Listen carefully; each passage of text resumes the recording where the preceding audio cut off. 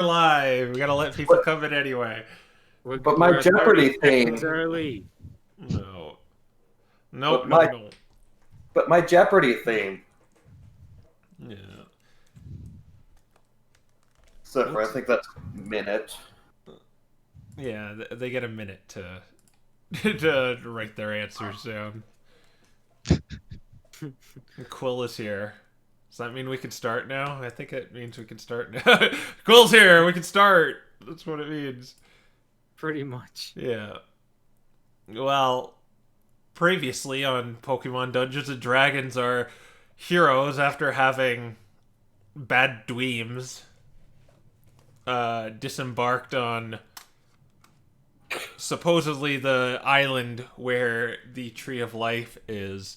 On this island, they found a shipwreck which belonged to one of Raffa's classmates, former classmates, the archaeologist Alvis, played by Paracupa from our very own Discord. Go join the Discord! And his assistant friend, bootlicker Marcel the Mime Jr.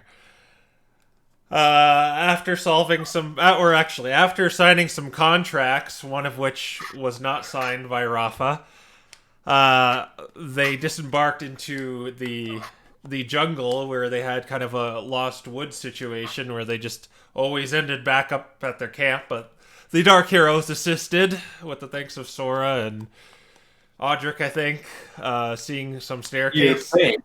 Yeah, I believe. In which they stumbled upon a temple, like one of those kind of Aztec temples, along a pathway after solving said puzzle. Some bickering and one-upsmanship by Alvis and Raffa trying to solve or translate this ancient writing. We avoided some encounters. We met up with Erebus and Nyx of the Chaos Guild, where they kind of told us a little bit about their ideals, and Lucius and unintentionally ratted out Ataxia, the only member of that group that kind of helped them. And It's not like he knew. we're oh, and I guess Alvis picked up a horn which crumbled to dust in a room in their little handy map I gave them of what they've explored thus so far. And I think we will pick up things right now. Okay, so unless you want to say something, Erebus and Nyx have left. Okay. Yeah, so I was just like turning back around to the party and basically just looking at them dumbfounded, like confused. Marcel Then then when you, Marcel then turns to you and says, "What should I say about that?" he doesn't answer Marcel, he just turns to the group and asks, okay, so what was that? Where should we even begin? Well, and then I point to Lucius and I say, so you are dead, apparently, and oh, You're better off not knowing. are you sure? Because as far as I can tell, we are here on a very dangerous expedition, and I'd rather know what's going on here. But you already know everything that's going on in this place. Well, he doesn't know anything about you, bozos. Yeah. And I suggest you, like, who are you guys? Who were these guys? Just a bunch of angry dudes. Angry dudes. And you are doing something for them. In a sense. And what would that be? As I said before, you're better off not getting involved for your own good. I It's think I can decide what I'm better off knowing or not knowing. Mm-hmm. Besides, did you see those two? They're like not even playing up for the camera. I've seen deserts drier than them. that's because they talk to each other through telepathy too much. A Meowstick, well, the Esper line in general, if they talk to each other through telepathy, I don't care. You don't need to tell me about Meowstick. I want to know who these two Meowstick were, and not just how any Meowstick function. They did seem kind of nefarious. Yes. They're gonna try and beat you to the treasure. What? What treasure? And look, I just want to know that this expedition is not put in some jeopardy just because of some random guys you happen to meet again here in this dungeon. I know nothing about all of you, and apparently you don't want to tell me, okay? But I need to know that there is nothing like. Well, we have yet to know if they can leave a mystery dungeon. How did Well, they they've even get in managed- here? They have this way of being able to go between mystery dungeons at will. But again, we can't tell if they can leave the mystery dungeon yet. they've been able to before, so they'll Yeah, probably explore around a little, maybe find some clues to what they're looking for, but What are they looking for? you're better off not knowing. Audric kind of cuts in and says to you, have these guys been bugging you since the beginning of your journey? Yes. For the most part. You're certain? they basically marked the beginning of the journey for me. Yeah, that's a good point. He kind of he looks like he's deliberate, like he's thinking about something very deliberately. Descendants of Claire. What was that? Descendants of Claire, Audric. Who's Claire? Your Meowstick friend whose name you never told us, so I just call her Claire for clairvoyance. Raffa, no offense, but this is not the time and place to be having a conversation like this. I agree.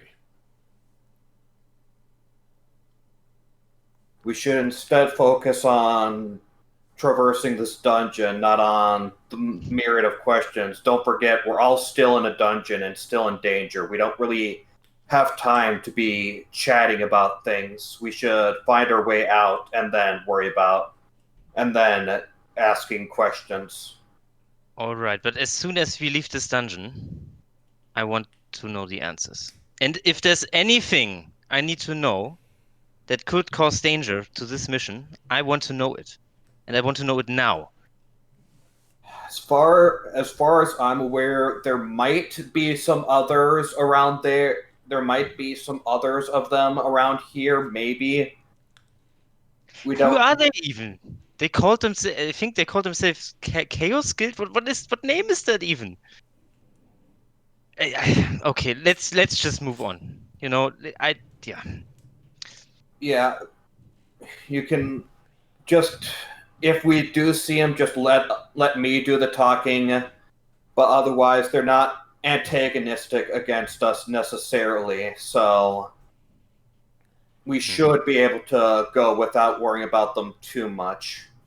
Do you want to work together on translating to get out of here now? Translating what? More of the You ancient mean- footprints. No, I can still do it. Yeah, he's You're been pretty you're consistent. hopeless. Yeah, I You're don't. hopeless. Okay, if you think so, Raffa. All I know is that everything was going fine until you brought some random guys to this island, and now suddenly there are two Meowstick running around and talking about some kind of blaze and I don't know what. And So which entrance are we going to go? Obviously, I recommend not going the same way they've got, but we've got the door to our immediate right, we've got the door farther away along that wall, or we've got the door right next to the one they went. Which one are we going to go through, guys? is there anything in this room? I mean, it's pretty big, so It's a pretty empty room. It just has all these like multiple passageways. It seems like it to be more of a connecting thing, a connecting kind of room rather than a room with a purpose.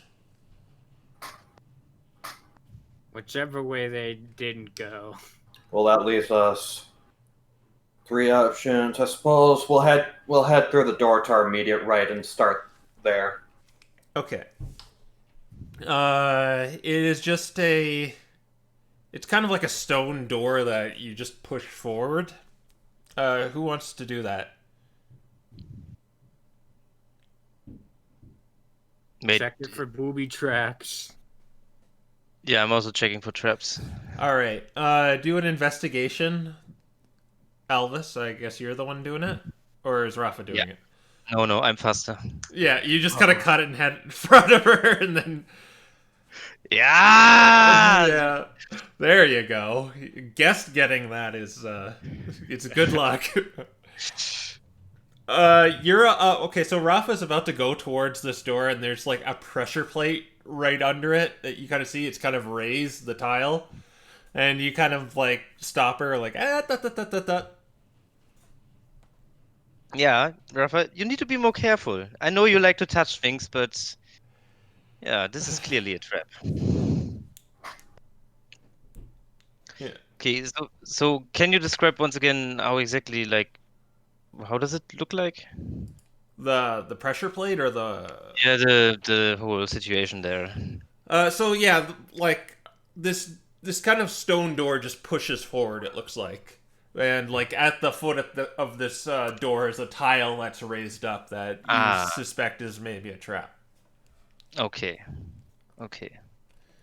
So we could probably step over it and then just push it. You could easily just step over it. You just gotta watch it. Then I do that. I step over it and then I open the door. Well, okay, so are you just kind of like ushering people through, making sure they're not stepping on the trap, or? Yeah. Yeah, all right. So when you're doing that, you notice the little shaman following him. He's kind of like looking behind that hallway you came from. What are you looking for? I ask him. Oh, nothing. I just thought I heard something. Heard something. Like in the corridor? Yeah, like I don't know. It was like a footstep or something. We should probably check that. I don't know. I don't think that's a good idea, considering best bet it's either a feral or something else. I think we should move on. Yeah, well, but I say we check it. You know, we are here to explore. Of course you check it. Fine, we'll have things your way. If it's an enemy, then that's on your head. I mean, if it's an enemy, then I'd rather know what's behind us and following us. You know. Yeah. Okay. So what's your course of action? Are you going back to that hallway you came from and looking down it, or what do you want to do? Yeah.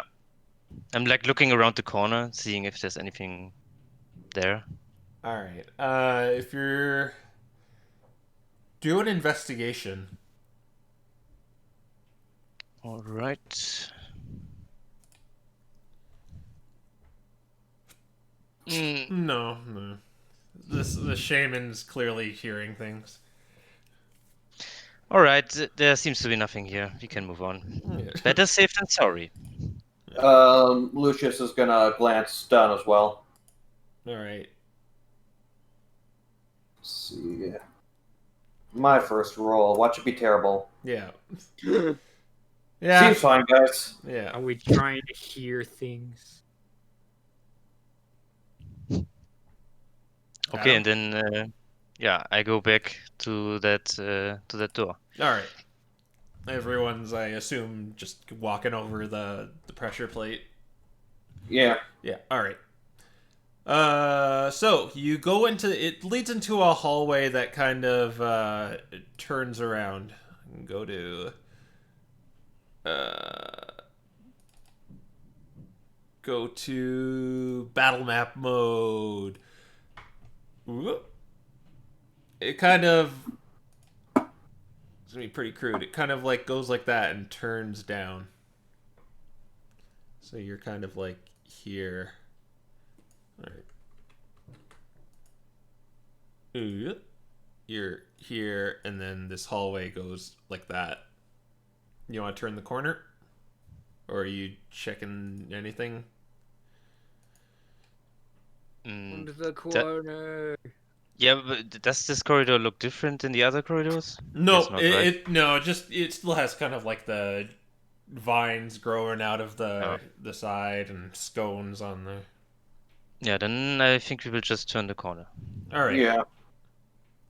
And so it looks like when you turn the corner, it looks kind of like a dead end, but you could kind of see a handle on the door.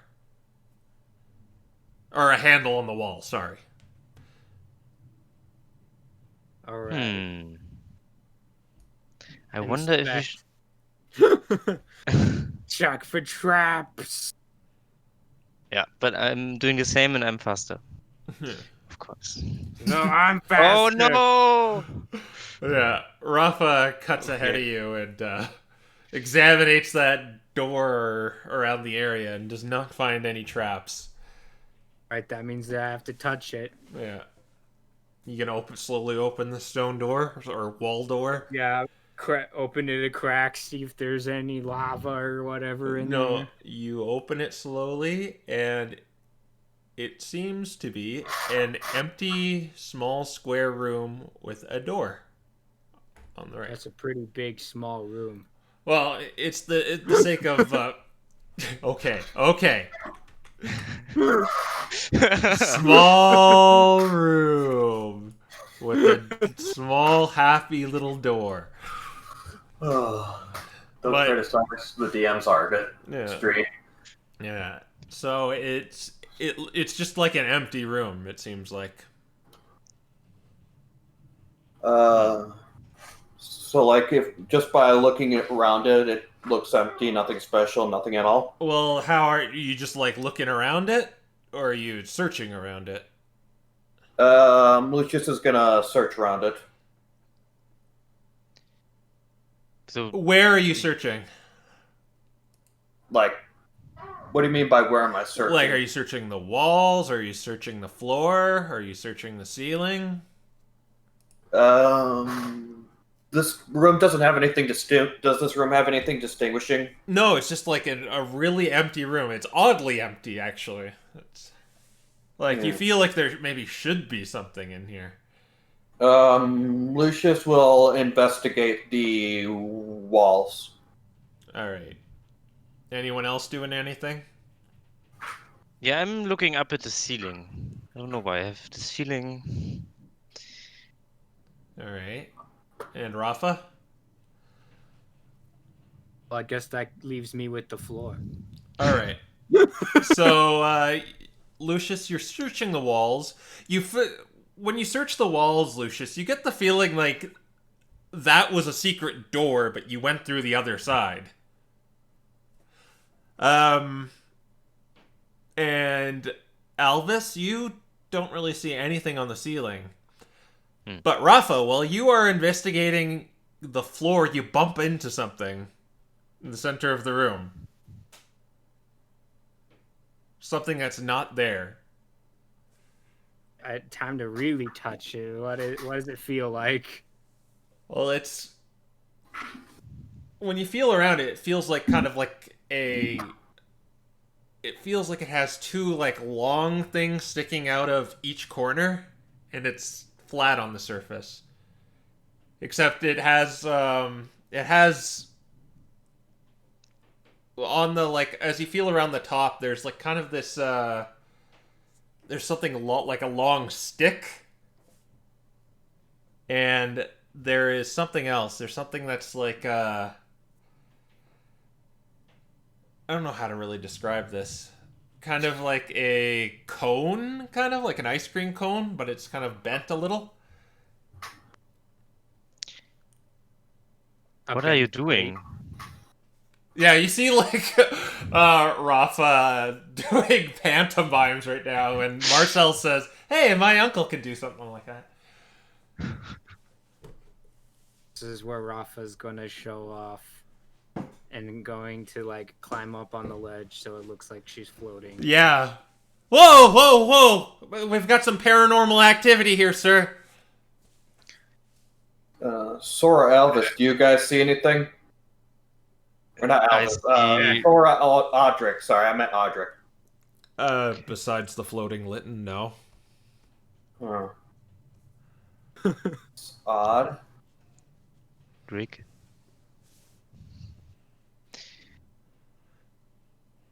So I repeat my question: what are you doing and how? Well, it appears that there's invisible objects in this room. And then Alvis is going to go to the center of the room and also try to touch it. Yeah, you pretty much feel if you feel around the thing Rafa is standing on, it feels like something with these long kind of sticks coming out of each corner of it.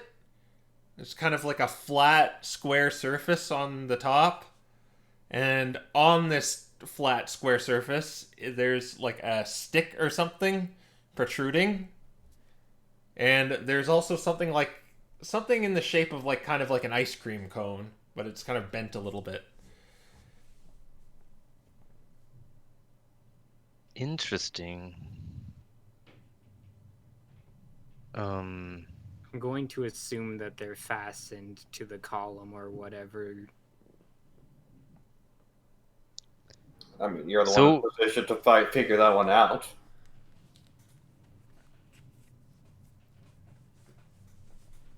I'm well, I touched it, so I would know if it is able to wiggle or not. You feel as if the ice cream cone and the stick wiggle. They obviously can move a little bit. Does it seem like these sticks that are coming out of it are basically like a staircase, to climb up it and then? The sticks coming out of the corner are on the ground, they're okay, from I the see. ground to the flat surface. Okay.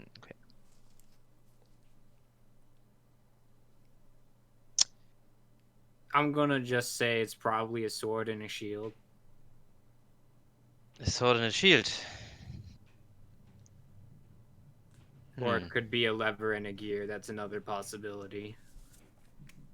Well, do you want to grab something, or do you just want to go through the entrance and leave this place? Because we're not really seeing anything here other than the invisible thing, and if you can't figure out what to do with it, then we might as well just leave it alone.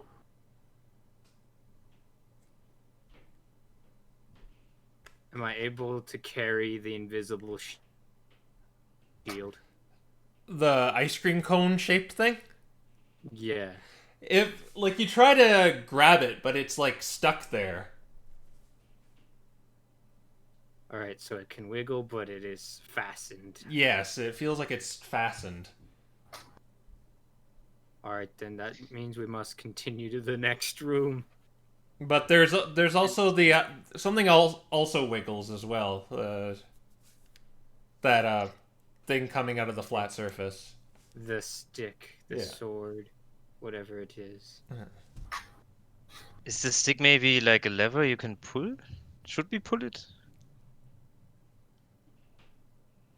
I mean, you are on the top there. Lucius is just watching this and saying, "Make your decision fast, or we're leaving." All right, well, Alvis has enticed me to pull it because he's scared of it. All right, you hear well, when you pull the lever, you hear a like kind of like a mechanical sound. So it did something, just like I said. Good job. I'm going to freeze and listen. Freeze and listen. No, you think it happened right next to you, actually. Something. Invisible stairs. No, kind of like on the surface of this this flat surface you're standing on. All right, well, it's time to feel around again. You feel the ice cream cone is loose now. Oh, cool! I can take the invisible ice cream cone. And when you pick up this thing, it looks like the horn that Alvis made disintegrate into dust. Except it's now in your hands and not dust. Great, so this was pointless. I was like, "Whoa! What happens if I blow in it?" You say that, but maybe we should return this back to where the original horde was. Yeah. Yeah, in fact, that's what I think. I think we should take this, head back to the room of the original horde, and replace this with the one Alvin broke. Alvis. You said that this was a Alvis. waste of time. So yeah, let's go back and let's do that. Wait. Here's what it does. When you blow into it. When you blow into it. Uh-oh. And if you're wondering what the word is, it's toot toot. Of course. Okay. Oh my gosh, it's like It's a horn of blasting. I was about to say it. I'm like, I'm pretty sure this is the Denki Aidama horn. Oh, it's a lot more dangerous than that. But okay, you're going back to area number 4, so to speak. How are you getting there? Are you going through the door or the secret door that you went through? Oh, wow, that's interesting. I think the other door will probably lead back right back to the other room. I mean, Yeah. it's a mystery dungeon, so you never know, but it should. Yeah, I think we'll head through the door on the right or east or whatever, just to make sure this does head to the original room. And if it does, then we'll head back to the first room. All right. So as you open that door and look into this new room, you realize it's not a new room. It's the big connecting room that you were in before. Mm-hmm. Oh, so we came through the bottom left door. Yeah. All right, let's head back to the twin room then. All right. When you walk towards the north, you smack into something as you're going forward. That's too much. Something as in... I'll say everyone takes 1 point of damage. Just Oh no, I went from 51 to 50. Ouch! Oh. How is the What's camera? the deal? It's okay. Yep. Don't worry. It's a crystal, by the way. Okay, so so we bumped into something invisible again. Like, is this in the middle of the room? I'm trying, like, I'm feeling around it. It's like an invisible wall. So now you're impersonating Marcel's uncle right now. Yeah. Okay, so it seems that there's a wall here now. Maybe we can go around it, and I try to like find a way to get back to the other side. Yeah, let's be careful and let's feel our way back up north. And if not, we can always go back. Yeah. So there does not seem to be, like, going across this room west to east or east to west. There is no way through this wall, this invisible wall. Wait, now that I think of it, like, we didn't try to go through this wall before, right? No, you did not. Maybe it was there before, but then how did the two Meowth Well, they didn't. Would it? They didn't. They didn't go anywhere near this wall, I believe. No, I'm they did not. I'm pretty sure this wall is around that room, not around this entire room. It's just around, like you see on the map. It's probably like only a few squares around the bottom west door. Okay, I see. So that's how it is. Anyway, so yeah, we're probably gonna backtrack around and head north. All right. So I'll say you go through there. You avoid the pressure plate. You make your way up the hallway, and you are in the twin room again. Huh? Yeah? Okay, Raffa, put the horn back in. Okay. You put the horn in? Are you fastening it? Yeah, I don't want it to fall. Okay. You fasten it. Nothing happens. Yeah, I kind of figured after I got that the description. Of the Yeah. All right, taking it back. Have fun not losing an invisible horn. Well, is the horn still invisible? No, when Rafa grabbed it, it became Okay. visible. Yeah, I thought so. I put invisible on its description in my gear list. I mean, it would be funny if it was still invisible. Yeah. You know what? It's still invisible. Okay. Yeah, there you go.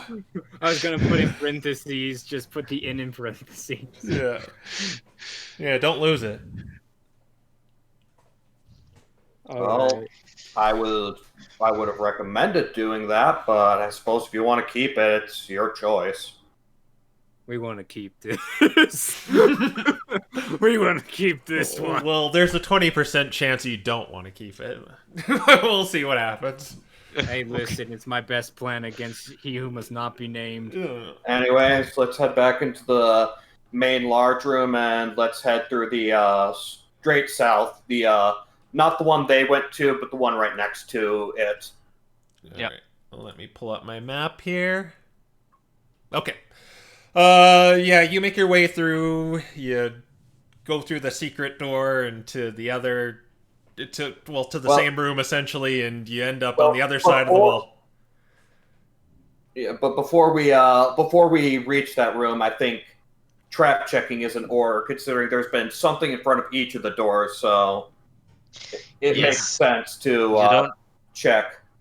You don't have to tell me twice. Party. I'm checking. Oh. Lucius will check as well. Okay, well, And yeah, you know what? You're right. I don't think you don't need to check. There are No. no traps here. yeah, it's just like, oh, he failed, so I'm gonna do it. So that's what that translates to in my book. Yeah, I thought of that and I realized no, that's not really logically, so I'm not going to have Lucius check because Okay. Except for Rafa because of it. yeah, you two are in a competition, so Well, that makes sense. Every But trap has 4 eyes on it. you Lucius, don't see anything, but you don't know what might be there. Just keep going. okay. Yeah. Before we So- go, Lucius is gonna say. So, did you guys see anything? No, I think it's safe. Okay. Rafa, But do you I'm. want to go through first? Sure. Would you two listen to me? I'm just gonna do something real quick. Lucius is gonna take his chunk of iron ore and he is going to chuck it towards the door. Okay, are you aiming for anything in particular, or are you just aiming at the Sure. door? Just throwing it towards the door and seeing what happens. Okay, a spike shoots out. A spike shoots out of kind of like the center of the wall, the door. Like like a spike that we throw, kind of? No, Mystery it just Dungeon like spike? it looks like it would like impale you through the abdomen, kind of spike. Oh, Oh. Indiana Jones door spike. Yeah. Well, what did it do to Lucius's iron ore? Did it just knock it back or something? Well, it's pretty much just a rock, so it just kind of fell to the ground, and it's still there. You can pick it up if you want it. Yeah, that's what I was going to do. Is I was going to have Lucius pick it up. Yeah. Well, I think that door disagrees on us going through it. Well, you think it'd probably be disarmed now because the spike is still there, but Oh, yeah, I mean, just to be sure, you could throw it again. You could just see yeah. what happened. This is a good example of how these type of traps work and how amateur adventurers would fall victim to them. Exactly. Yes. all right, fine. Lucius is going to throw once again just to see if there's a second spike. Yeah, another no. You seem to have Okay. you disarmed it. It seems. Okay, he's going to pick up his stone and then we'll go through. All right. So you see, it's very important when you check for traps, and there was a trap, that you check it again, because otherwise you never know. Yes. Some traps only fire once, some traps fire multiple times. You need to be absolutely sure. That's when it gets you. Yeah. All right. And then he also goes through the door. All right. So this leads to a kind of hallway. I'm just gonna draw lines here, just so you are coming from here, and it immediately turns to the left and goes down pretty long and goes down. Okay. I assume unless something looks out of place, we'll probably just keep going. Okay. Yeah, this dungeon seems to be full of these kind of long corridors, but nothing really seems Yeah. out of place. Yeah, so far this dungeon's just been long corridor after long corridor, so I don't think we have anything to worry about the corridor specifically. It's like a real mystery dungeon. Only the rooms are deadly. Yeah. I mean we nothing are looks in a out of- mystery dungeon.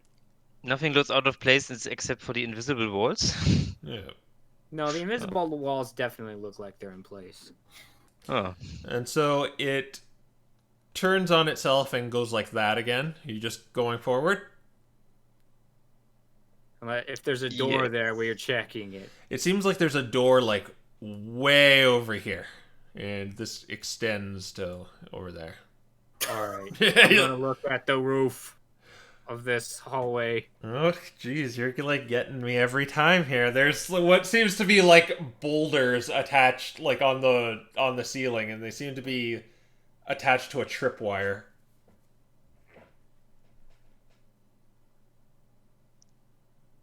Huh. Are you telling us that, or should we Yeah. just- Yeah. There's you could see like kind of like a string or kind of a vine go down to the ground, and it's like causing like the tripwire effect. And there's a bunch of like rubble and boulders.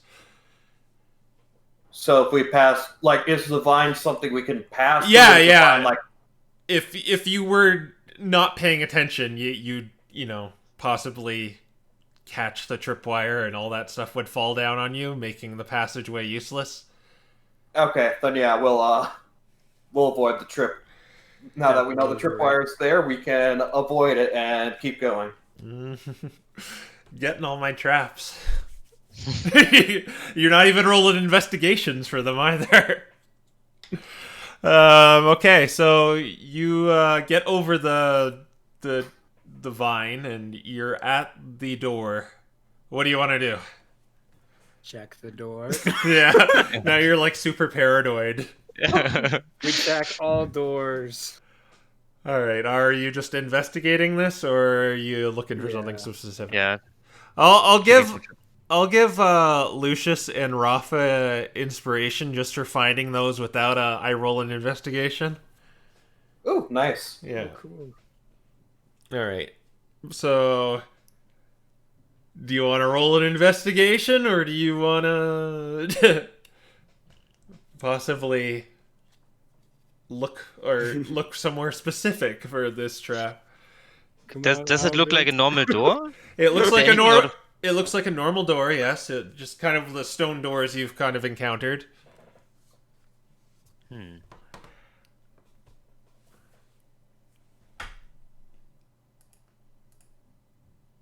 Yeah, I think I'm just going to roll investigation.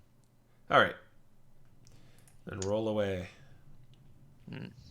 You cannot discern anything nefarious about this door.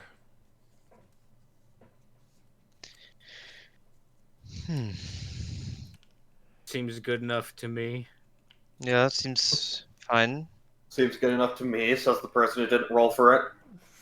Yeah, but I you mean, can see Iris is a bit. the He's whole a bit. corridor was a trap, Yeah, you can see Iris and is a we bit rolled nervous. a 15. He's a bit nervous, a bit paranoid, but he just checked the door and like looks around him and then says, "Okay, it seems that this corridor was a trap, but this door here seems to be safe." And then he tries to open the door. You open it, and then all of a sudden, Oh no! Oh no! it opens. Oh, I knew it! I knew it! And all of a sudden it opens. Ah. The DM trolls. Okay, you were in this large room. There is another doorway like across from you, but I should go to a example map. It's kind of just this large rectangular room. Not a large black rectangular room. Let's just do that. There is a doorway right here. You came through here. Your long-ass corridor. There is a treasure chest over here. And there seems to be like kind of this glass window right here. It's not like the invisible walls you've encountered. This one's actually looks like glass. And there is a treasure behind it. Otherwise, you're kind of the same kind of sandstone, or not really sandstone. Yeah, it's kind of like sandstone.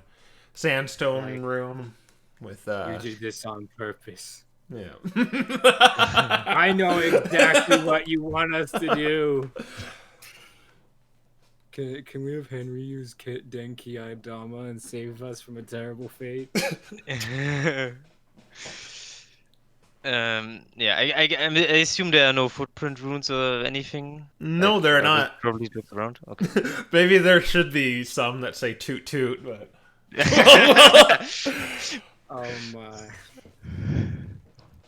Alright, guys. Do you want to risk it? Risk what? Yeah, I don't think we know No. what exactly the horn does yet. The horn will shatter the glass, but there's a 20% chance it'll explode. What? Well, I don't see a problem. We just need to take a little bit, like, you go in front of the glass and we take a If I few took steps back. average damage, I would take 30 damage from the explosion. Well, you're a fire type, so you have resistance to it. it's thunder damage. Nope, it's fire damage. No, it's Oh I yeah, don't it think is. you get to. Yeah, Oh, the explosion deals 10d6 fire damage to the blower. Oh yeah, that's a good point. Yeah, you do. You were the best, or I guess Elvis could have picked it up too, but you're one of the best permanent people to pick up this horn, I guess. Okay, so first things first, Lucius is gonna investigate the glass. What do you want to know about it? How tough does it look? Do an investigation. Okay.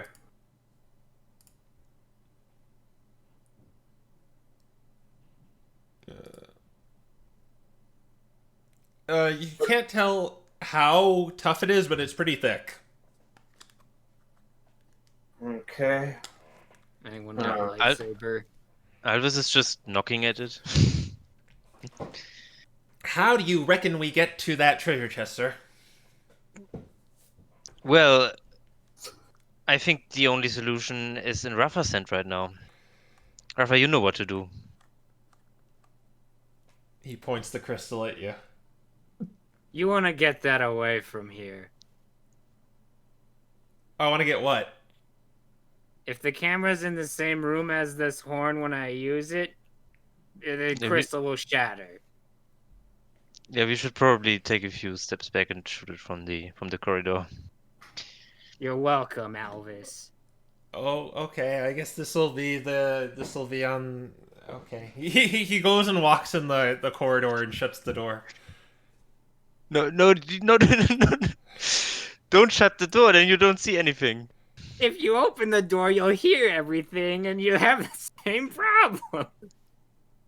Yeah, I mean, how bad could it be? It will not. You want to lose your amazing documentary? No, but actually, what do I know about these crystals? How sturdy are they? Are they just going to shatter like the glass? Well, what do I think? It's magical, but Hmm. you don't really know what Raffa's has. Yeah, that's true. I do think. Do we have spare crystals with us? No, you only have this one. No, okay. I do think having the doors closed might be a good idea, but I'm going to stay as far back as possible if Rafa's really going to do that. Okay. Then I guess we will not get this on film then. Whatever. Doesn't matter, sir. It's what she's doing. We want what you're doing. Yeah, that's true. All right, so you gonna do it, Raffa? I guess so. D100. Percentile. Dude. Oh. So all you hear is this, and the glass shatters. And Alvis, you think if Marcel hadn't have gone back and shut that door, that fate would have been the same as your crystals. Oh. That's the one time Rafa's gonna be nice. Lucius is gonna go up to the treasure and open it. Okay. Oh, well, he's going to jump over the fallen glass. You're really gonna just steal Raffa's treasure like that? I'm gonna beat him to it. Yeah. I'm gonna say, just to be fair, that Raffa kind of... Yeah, okay, I'll let Rafa have it. No, but I am definitely going to beat Raffa to it. Well, no, you're back. You're back there. So Okay. she's definitely gonna get there before you. And Okay. she can decide who gets it or what she wants to do with it. So No. let's see what we get. Okay, so you got... let's see.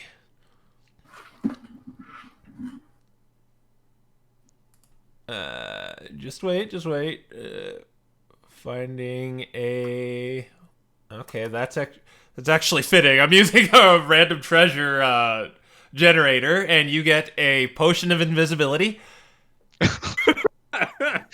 Oh man, I could do a Bilbo Baggins and toot the horn at someone. Yeah. You get a...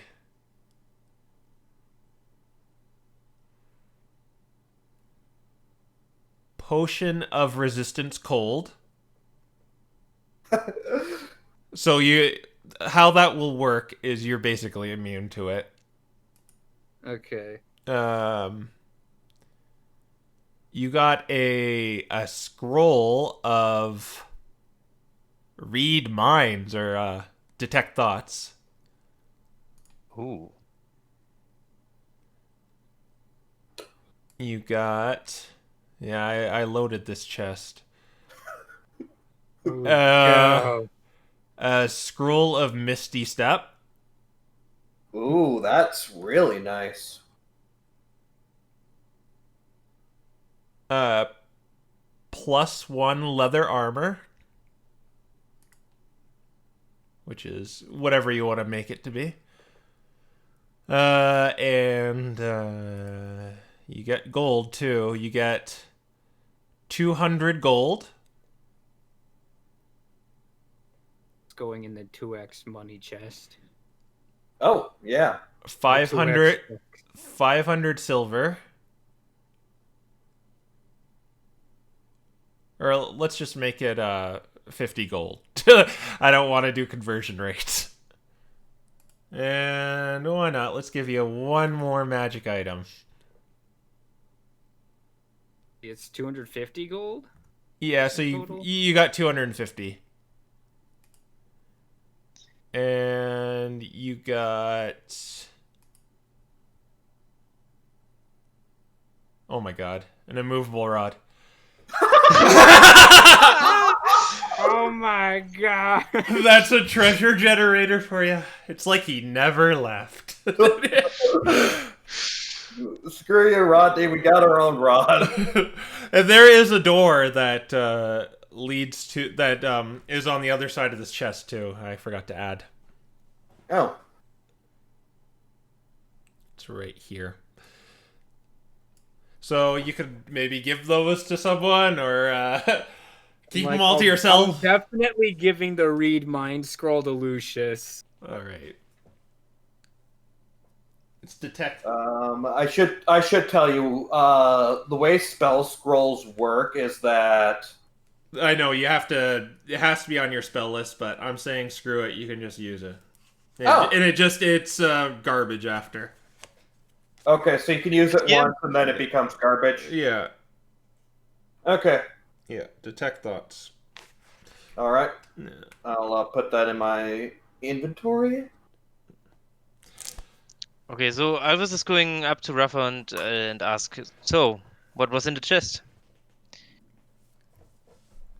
I give him the leather armor. Oh, you got a +1 leather armor, so just add +1 to your AC, Elvis. As this Okay. treaty as fees. You could put it underneath your vest, I guess. Yeah, so normally leather armor is 11 plus your dex modifier, but it's now 12 plus your dex modifier because it's +1. Yeah. Now you can make it a fashion video and a documentary. I'm not going to react to that snarky comment.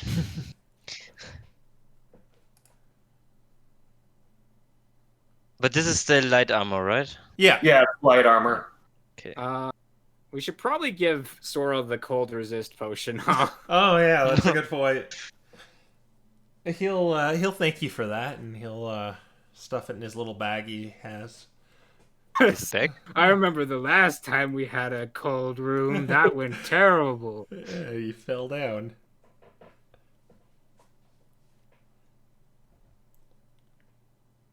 All right. Anything else you want to do? You talk about specifically with the items. Yeah. Do you want to do anything? Divvy out those things, or do you want to go through a We door? basically did divvy them out. Okay, then I guess since the items are now divvied out, we'll head through the door. The one behind the treasure chest. Yeah, the one behind the treasure chest. Okay. It seems to lead to another long corridor. Of course. Amazing. How long is this one? Though? It's pretty long. It kind of goes up and then twists over. I'll be right back. Yep. Or kind of like this, actually. Like a Z. Why Okay. do we trust this one? It turns. The ones that turn are more forgiving than the other ones. Yeah, I think we just go. All right. And there's a door at the end of it. Another stone door. It's like that one you encountered in that room where you got your invisible horn, Raffa. There's a handle on the wall. Ooh. Let's see. Is there like, I mean, I suppose if it was attached to any dangerous thing, that dangerous thing would also be invisible, huh? Well, yeah, I guess so. Like there's nothing like on the floor that's casting peculiar shadow? Basically, do you want to investigate for traps? I mean, always No, there's no shadow. It just all you see is this handle on the door, like in that previous room, or handle on the wall, like when you entered that other room through the secret entrance that you went backwards through.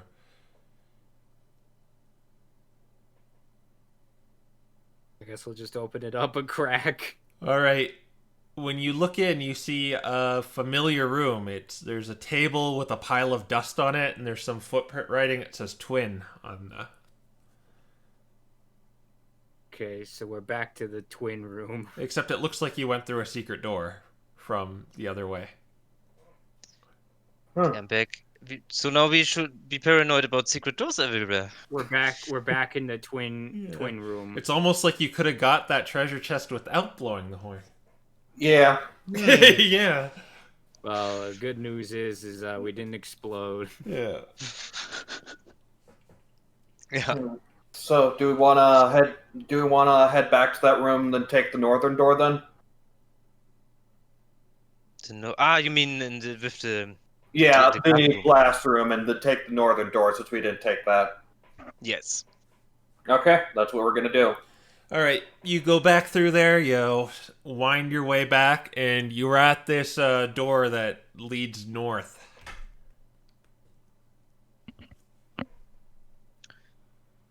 Check for traps. Check for traps, okay. Roll away. No, you're fine. Just a door. Yeah. Nothing to see here. Yeah, if nobody else is suspicious about this door, then I will just open it. Yeah. All right, you open it.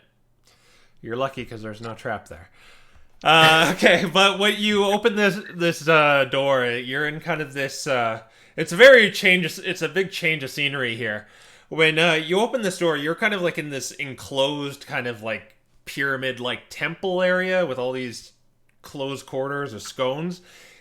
Now it's kind of like opened up into this kind of jungle-like marsh, so to speak.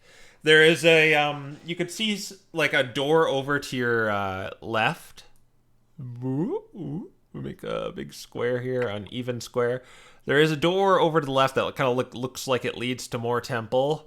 There is a door to the north that leads to more temple. But distinct quality of this room is it seems to be like a kind of like a marsh or a bog, and there's kind of slushy green muck all over the place. Blech. So, in other words, it's a difficult terrain. Yeah. Well, it would be if Yeah. Raffa wasn't here. Yeah. So it just doesn't cost. It doesn't cost double your movement to get through, but it is a marsh, slushy, muddy bog, nonetheless. So your feet are going to be very muddy. Ugh. Assume that we can't see the bottom of the marsh. No, that's as much as you would expect if you Yeah. were. Yeah. I've walked through a marsh in real life. I know there's tree roots under there. Diabolical.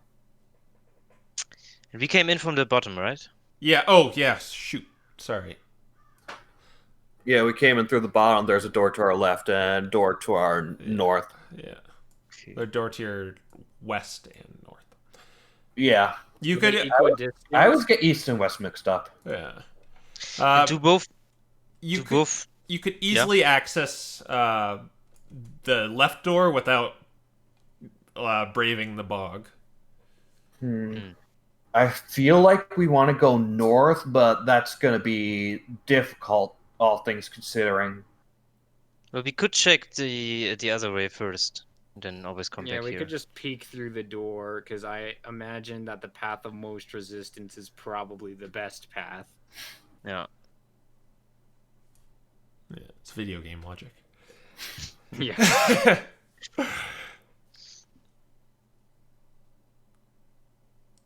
Is that what you're doing?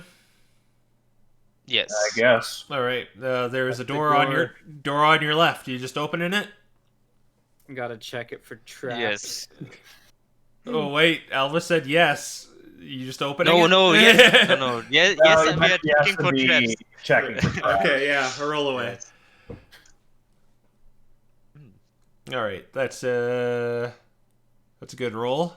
That's a good roll. You do not see any traps there. How boring.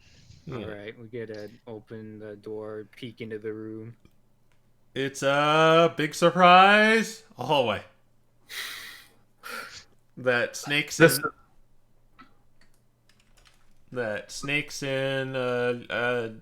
Like the letter Z. Like, This is apparently Final Fantasy 13. Yeah.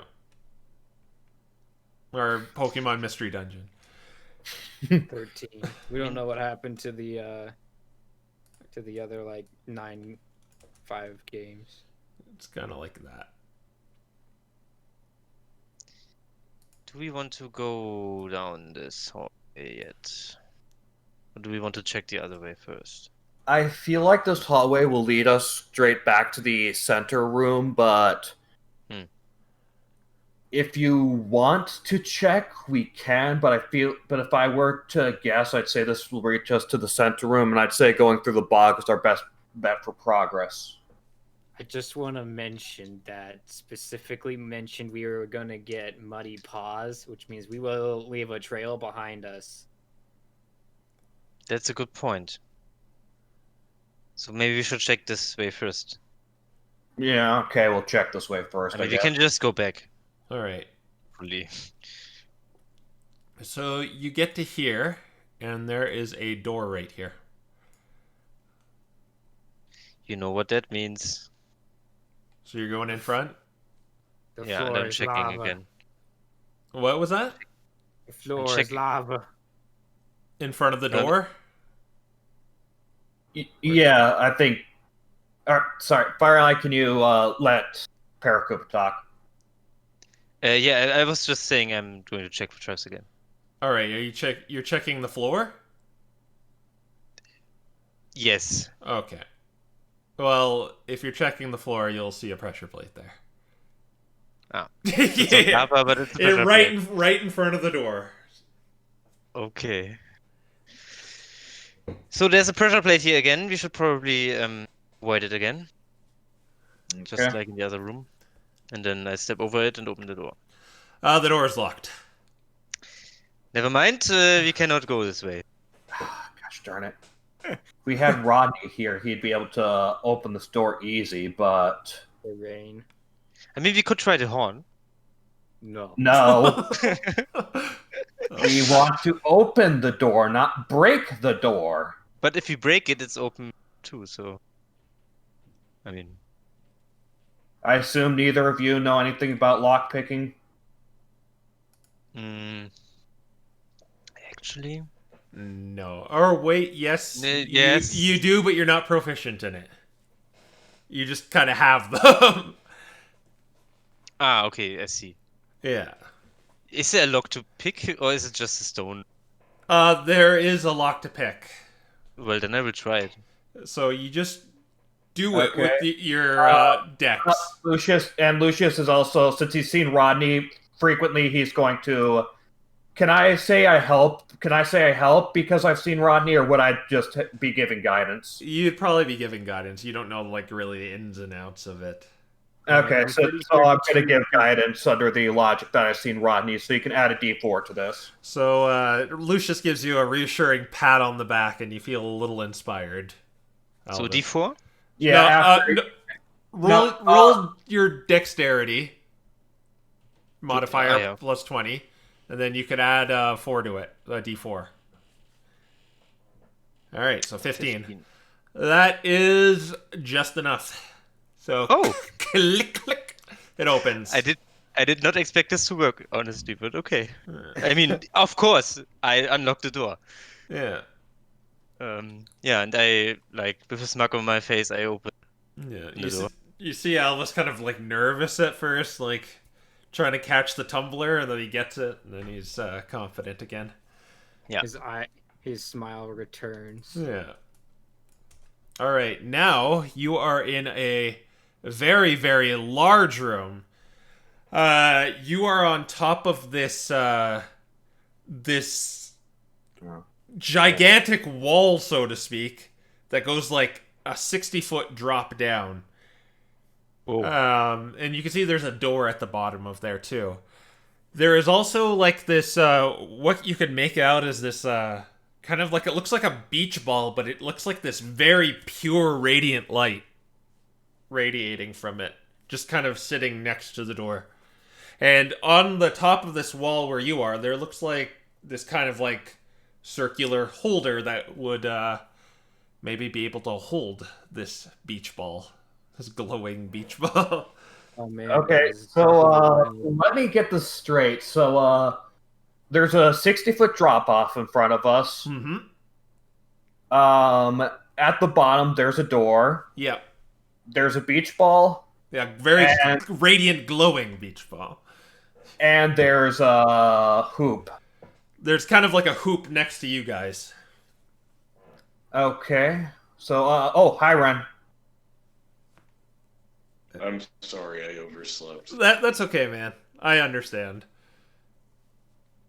Yeah, luckily so far things have been just fine. We haven't really encountered any story or any combat, so your absence hasn't been, aside from your commentary, your absence hasn't been too terribly. Yeah. You know what I mean. But my commentary is everything. Okay, so anyways, do you need a recap of what room we're in and what we're doing? Or do you think you'll just catch up? I'll just catch up. All right. Okay, so this drop off, it's just like a straight drop off. Yeah, it goes just vertical down. Okay, and there's no. Okay, Is there a ledge, or is it just like this hallway and then it goes straight down? It's a ledge pretty much, but there's nothing real. You could maybe climb the bricks like Raffa could definitely, but it'd be hard for you guys to. Yeah, I was just about to say. Okay, Raffa, Honestly, I don't think we're gonna be able to do much, so I think you need to go down there and try and shoot that ball into the hoop. It's Something tells me we are actually supposed to go this way, the other way around.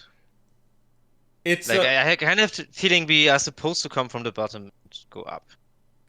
just to tell you, it'd be pretty hard for Raffa to get it up here because it's like 60 feet up, and you can't really carry it while climbing. No, I said shoot it. From 60 I can't- feet? I don't know how Bro, heavy it 60 is. feet. I'm a foot tall. So the hoop thing is up here? Yeah, it's like next to you guys. It's kind of like a brazier that's kind of like has a hoop. It looks like kind of looks like a basketball hoop, yeah, except it's quite large. Oh wait, you said 60 feet. How far does lightning lure go? I was just about you read my mind. I You- gave you the mind reading scroll. I think it's only 15 feet. It's only 50. Yeah, the range of lightning lure is only 15 feet, so it can't Yeah. anywhere close. Even if we threw it from the bottom, we'd still be short like 30 feet. Yeah, Is there anything like I look around this ledge? Is there anything like coming from the wall that you could like maybe some kind of lever that you could pull or something like this? Lucius, someone pushes you. Oh, Can I make a? Yeah, athletics. Okay. Cool. Wait, do we? No. Okay. Okay, I got a 17. You fall. Frick. oh. Is Marcel settling us out? 10. Oh. 7. So 17. 23 damage as you plummet down and fall. Ah. Whoa, what happened? Yeah, I immediately turn around as I see. Who did that? Is he just clumsy? Like, do we see somebody? No, you did not see anybody. I'm going So, to contest that with my feeling abilities. Marcel, you had the crystal on it. Did some like did he just jump? Something pushed me, guys. Be careful. And people like, something pushed me. Something pushed you, but there is nothing here. Yeah, you Unless- don't see anyone. Kecleon. Oh, it could. I mean, it would fit the theme if there was somebody invisible here. I'm like wailing my arms around trying to find someone that's invisible. The one time Raffa and Alvis are working together, it's at the edge of a Yeah, ledge. they're all just, you see this Charmander and Litten just waving around trying to find something.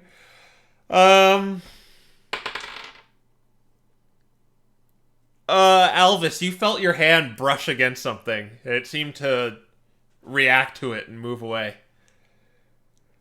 Move away. Okay, stop. There's somebody here. And then I try to like grab it. Try to. So I'm going to give you a attack roll at disadvantage to try and grab this thing in the general direction you kind of felt it. Okay, so what modifier do I use for this? One of your attacks, pretty much. Just Oh, okay. yeah, So it'd be a strength or dex. your strength. Just use the slash or whatever I gave you. Yeah, okay. Yeah. And then okay. Yeah, And just disadvantage show again, right? Yeah, so you roll again, and you take the lower of the two. Okay. Now make an athletics roll to see Uh-oh. if you actually hold them. You found them? Let's just see if you got them. 16. Yeah, okay. Yeah. Alvis is holding the invisible man. I got him. Who are you? Like, And what shape? Like, what shape is he? Can I like feel what kind of Pokemon it is, maybe? Or, You're like, too. roughly? He feels a bit. The skin feels very dry. Okay. Can somebody help me hold him? Yeah, you see Alvis. yeah, I like how nobody. I mean, I'm at the bottom of the pit, but I like how nobody else, hint, Raffa, Henry, is. Yeah. Wow, that's not every day you see a Charmander bear hugging air. I'm just gonna go after the Kecleon. Well, you don't know it's a Kecleon, but Lucius, while you're down here, all bruised and battered, you see that glowing beach ball. okay. So here's what Lucius is going to do. I'm pretty sure I can do this. Let's see. Actually, it's 60 feet, so I might or might not be able to do this. Let me think. So high jumping would be half my strength, right? Yeah. Yeah, half my strength. So that'd be 7, 8, 10, 11, 12. So I'd be able to only high jump 32 feet.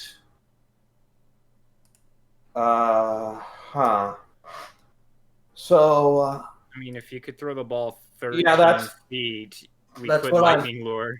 that's what I'm debating on doing.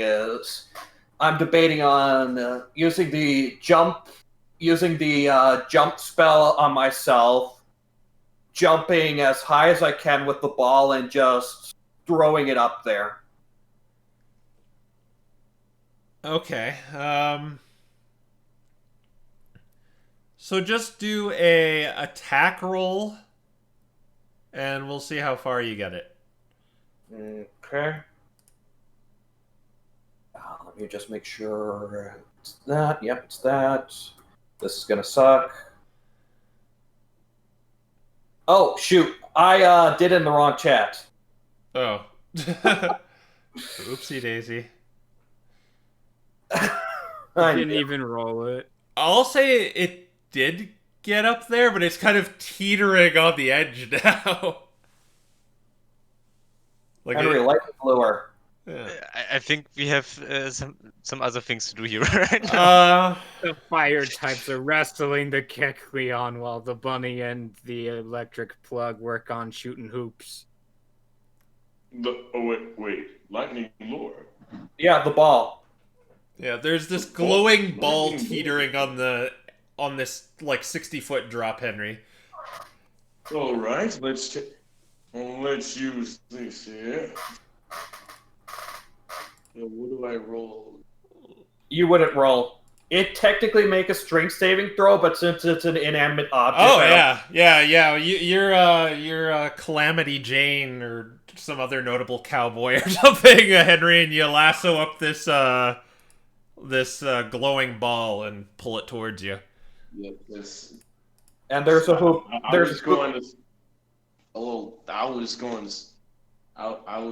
say. Actually, no, because usually the famous cowboys are famous for shooting real fast. Or Yeah. Yeah, but anyways, It'd be more like a rodeo, really. But Yeah. But anyways, there's a hoop for you to put it in. Yeah. all right. Would that be like an athletics? Unless you want to Kobe, rest in peace it. Yeah. Just a really easy one. Just an athletics? Yeah. Gotcha. No, Or you could just place it in. This is all about being fancy or not. yeah, well, you know who you're talking about. You gave him the option to be fancy. Yeah. It may be the suboptimal way, but it's the Henry way. It is the way of Henry. Oh, yeah, you dunk it. Three-pointer. Yeah, it kind of like rolls around the hoop and then goes in. Yeah.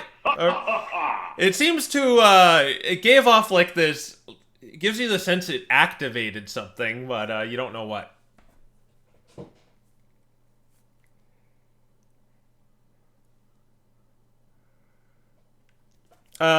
Meanwhile, Back to wrestling. Raffa and Alvis wrestling Invisible Man. Should we? He's. Well, Raffa hasn't acted yet, so before he acts, Raffa should probably... Yeah, Raffa, what do you want to do? I'm like, am I able to judge whereabouts the entity's second limb would be? Second Elvis limb? got the one. Well, I you thought know. Elvis got his arm. Well, assuming he has feet, they'd be on the ground. You'd probably know where those are. I'd say Elvis maybe has him like in a full Nelson or something. Yeah. Yeah. Oh, if he's in a full Nelson, I don't know how much more I can add to the pinning. Yeah. So you can... What do you want to do? Do you want to feel it over? Do you want to attack it? Push him off. I guess I'll keep him from kicking Alvis. So you'll just hold his feet. All right. You don't really... Oh, excuse me. You don't really need to make a grapple check because he's already grappled. So your boy, he's pretty secure and he'd like have disadvantage trying to get out. I mean, yeah, he's trying to get out, but you got him. Okay, I was just going to ask, who are you and what do you want from us? Show yourself. This is very exciting. It seems our hero Alvis and the amateur hour Raffa have got this enemy contained. They have it in a grapple, his patented Alvis grapple. They actually named a grapple after Alvis. They sure did. Yeah. So Yeah. does he like say anything? Or No, you hear some like kind of feral growls, but you don't hear anything sentient speaking to you. Ah, so I guess this seems to be one of those wild Pokemon. It's even a Pokemon. I guess we don't really know. Yeah, what to do now? Wait, Henry, remember the potions from Lucretia? They were different colors. If we poured it on Yeah. him, we could make an outline of what he looks like. It's a Oh, great yeah. idea. Oh yes, I have one of those inert potions still. You have all of those. You have all Yeah. three of They them. are all useless until now. They are all absolutely useless, but now I can use them. So you're gonna throw your. I just thought they were pretty colors, so I got them. So I guess he's gonna pour all the potions over this thing. Yes. All right, yeah, I'll say they're pretty. They're very colorful liquid. So you splash them with your potion soup, and you see an outline start to form, and it's that of a Greninja. A Greninja. Ninja. A Greninja. He's got his hidden ability. And he's struggling to get free. He's gonna make another check. No, you got him because he has disadvantage. Should we just knock him out? I mean, he doesn't really seem to One want to talk to chance us. to cooperate, or we're knocking you out. He does not seem to be cooperating. All right, take him out. But I can't really take him out. I have him like grappled. I don't really. I think you can do damage to something you've grappled. Yeah, you can attack him. Okay, I will then I will attack him with my claws. All right, so make an attack roll. I think at advantage because he's. Oh, that's good. It's an advantage. Let me check. A grappled speed. Oh no, never mind. You don't get advantage. Okay. No. You miss. Okay, and at this point, roll initiative because he's gonna start attacking back. Ooh. Oh no, you dropped him. Well, not really. He's still grappled. He's just. Yeah. Yay! I have such a great initiative. Amazing. You know, considering I'm. Yeah. NPCs are 8. Raffa, what are you? NPCs? Raffa's I 21. negotiate. I'm 21. Our NPCs, okay. Henry's 19. And Alvis is 14. Yes. And he is 10. Seems like I came just in time. Who wants to go first, Raffa or Lucius? I'll let Rafa go first because Lucius is in no position to really Yeah, do I'm like, anything. what? I'm like, why did you even roll initiative? Well, he's down there, so I don't know. Well, what do you want to do? You've got him in this grapple, but so does Alvis. You're standing over this vertical drop with Lucius at the bottom. There's a beach ball in the hoop. What do you want to do? I guess I'll have to use my my spike on this here Greninja. All right.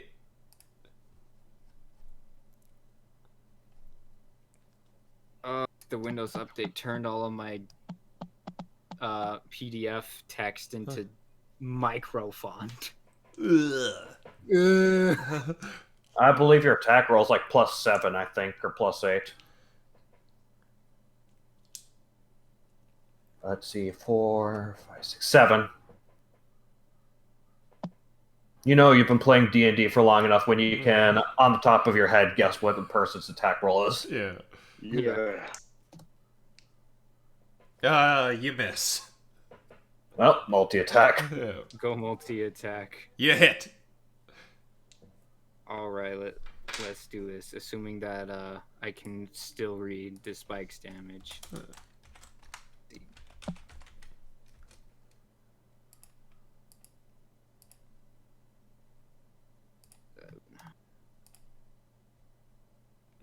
Oh, you did 15?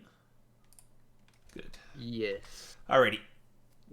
Is that all you want to do?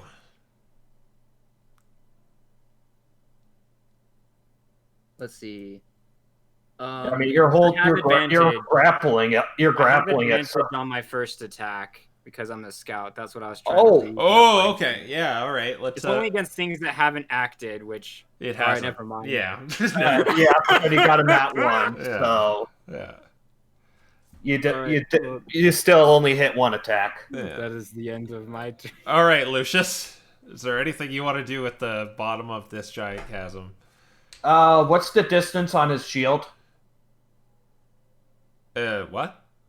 The distance for his shield throw.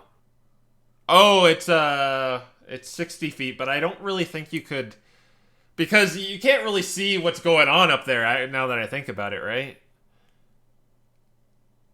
Depends on how the cliff works exactly. It goes straight up.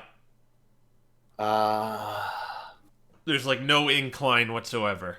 Probably not. I don't think so. So, Lucius is going to investigate around to try and find some way up. Okay, go ahead and roll an investigation. Okay. Let me actually roll in the right spot this time. Yeah. As you kind of lean over, you're kind of like, ow, oh, I think I broke my hip. Yeah.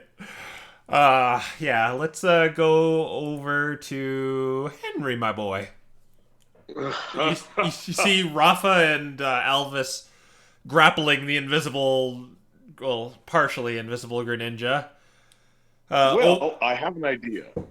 Well, you do have your fancy sword, so I have my fancies. yeah. Thought there was a Remember one- the Metagaming? Backseat?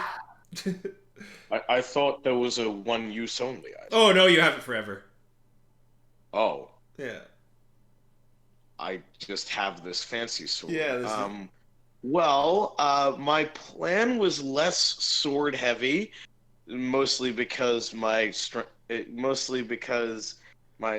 is not good. Well, if it is a finesse weapon, Yeah, it's I finesse.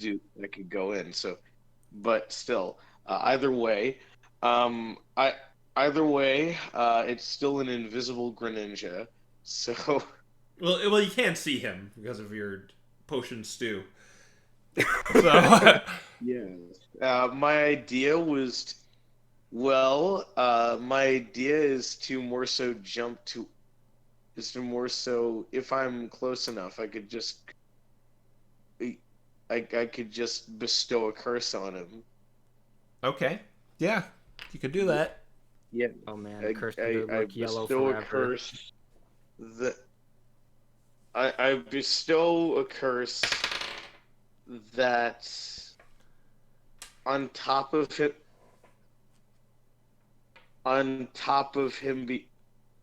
that like the surrounding of him, that he'll be surrounded by a clearly present yellow aura, like that's in the shape of him. So, I kind of get what you mean. Because he has kind of like this outline of yellow around his entire body. This outline of yellow around his entire body that you can see, and also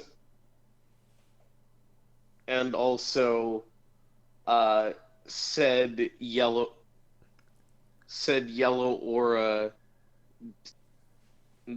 yellow aura tints his vision to the point to like in a way similar to sunglasses. Okay, so so it's just probably like essentially hard for him to see, maybe. It's hard for him to see. Yeah. It's hard for him Well, to see. well, in dark areas, which is pretty much this whole Yeah. dungeon. Yeah, that's what I'm saying. Yeah, all right. He wears his sunglasses at night then. Okay. You have a feeling it worked. Yep. I call that one gaming glasses. He has he has an outline of yellow on him, and he seems like partially blinded now. All right. We go to Alvis. Yes. Yeah, I'm just going to hit him with my claws. All right, you get advantage. Oh, that's good. Yes, you hit him. Okay. I'm gonna say because of Henry's thing, you just all get advantage against him now. 7 damage. Yeah, and you have multi-attack, so you can attack again. Yes. That's exactly what I'm going to do. Okay, 19 again, so I'm guessing I'm hitting again. Yep, you're hitting again. 5 damage. 5. All right. Yeah. Anything else you want to... You still have movement left, and you have bonus action left if you want to. Yeah, that's right. But I mean, I can't really... Like, can I move with him? Where would I even move? Yeah, Yes, you could... you can. You have him grappled, so yeah, I'll say yeah, you can move with him. Though, Yeah, but, you Raffa is... also have Raffa. Oh yeah, that's a good point. Yeah, so maybe not. So I don't think that interaction, unless you want to like grapple him with Raffa, I don't think that interaction really works. Yeah. Yeah, I think Raffa has been pretty much pinned down. Yeah, so I don't think I'm really going... That's Alright. his turn. Alright, so it's then his turn. And he got 2 20s, so he gets out. Oh my god. Yeah. Wow. Is a deity. Okay, so he's actually not going to attack you. He's gonna try and run. So you can take 2 opportunity hits from... Well, Raffa gets 1 and Alvis gets 1. He's trying to run through the door to at least to the swampy bog area. That's just a normal attack roll, right? Yeah, just a normal Yeah. attack roll. Okay. Oh. He's not gonna. And advantage, yes, you get advantage. So, I don't think I Raffa, can roll top that. again, just in case you get a 20.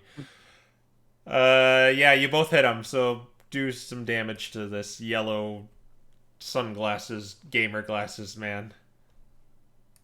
It is gaming glasses. The curse is called gaming glasses because it is an effect similar to that of glasses, and it reminds me of a theater game I used to play. Ah. 40. Okay. It has nothing to do with gaming sunglasses. In any case, this yellow frog man, he runs through the door just 30 feet. Totally not sponsored by Gunner Optics.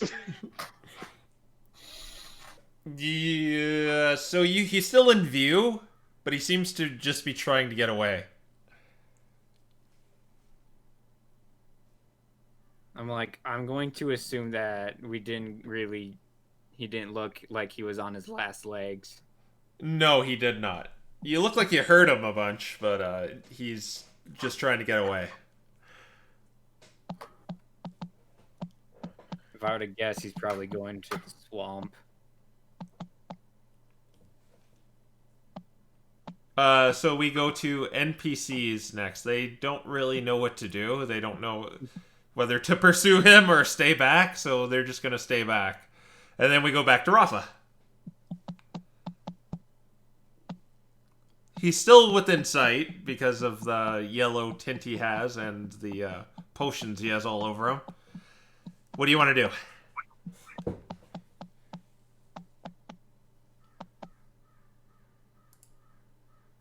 I'm going to pursue. You're going to pursue him. So you're just going to run straight up after him? Yeah, but mostly just to see where he's going. Okay, so he's... So I'm going to keep my distance, so I'm not going to engage him, but I am going to track him. Okay, so let's say you're on the ledge here. All your friends are here. And he's going into here. It goes down into the swamp area. About where do you want to go? I'll run this this line. Just tell me where you want to stop. He's about right there. So you're gonna go. Probably down to the bottom of the fork if he turns anyway. He's right at the corner here. So where do you want to go? Like, I'm just gonna keep following him. I'm assuming he's gonna make it to the big room. So you're just gonna go up in his grill? Wait, he stopped? Well, that's all he could go. That's all he could go is there. Yeah, because he used his action to break the grapple, so he can't dash. Oh, I thought he was dashing. No, he only got there. For only next turn he's going to dash, but for now, that's more spiking then. So you're gonna just go up in his grill? Yeah. Okay, so as you run through this door, you hit a pressure plate and it shoots a dart at you. Oh dang. He dodged it. How? Well, he knew it was there. Maybe he's the one who set it up. 8. So you take 13 poison damage. What? All right, but yeah, you can get up to him and you can still whack him one. You just have a dart in your neck. Oh my gosh. I knew that was going to happen. I didn't say anything. Yeah. But it was going to happen. Yeah, that's why I had to make sure. I didn't hear, oh, I step over that pressure plate. All right, so yeah, good thing you got that advantage, because you hit. Let's see, D8 plus 7. Because I have multi-attack too, yeah. Yep. Yeah. Yep, you do. All those dirty 20s, yeah. man. You need a nat one. Yep, you hit.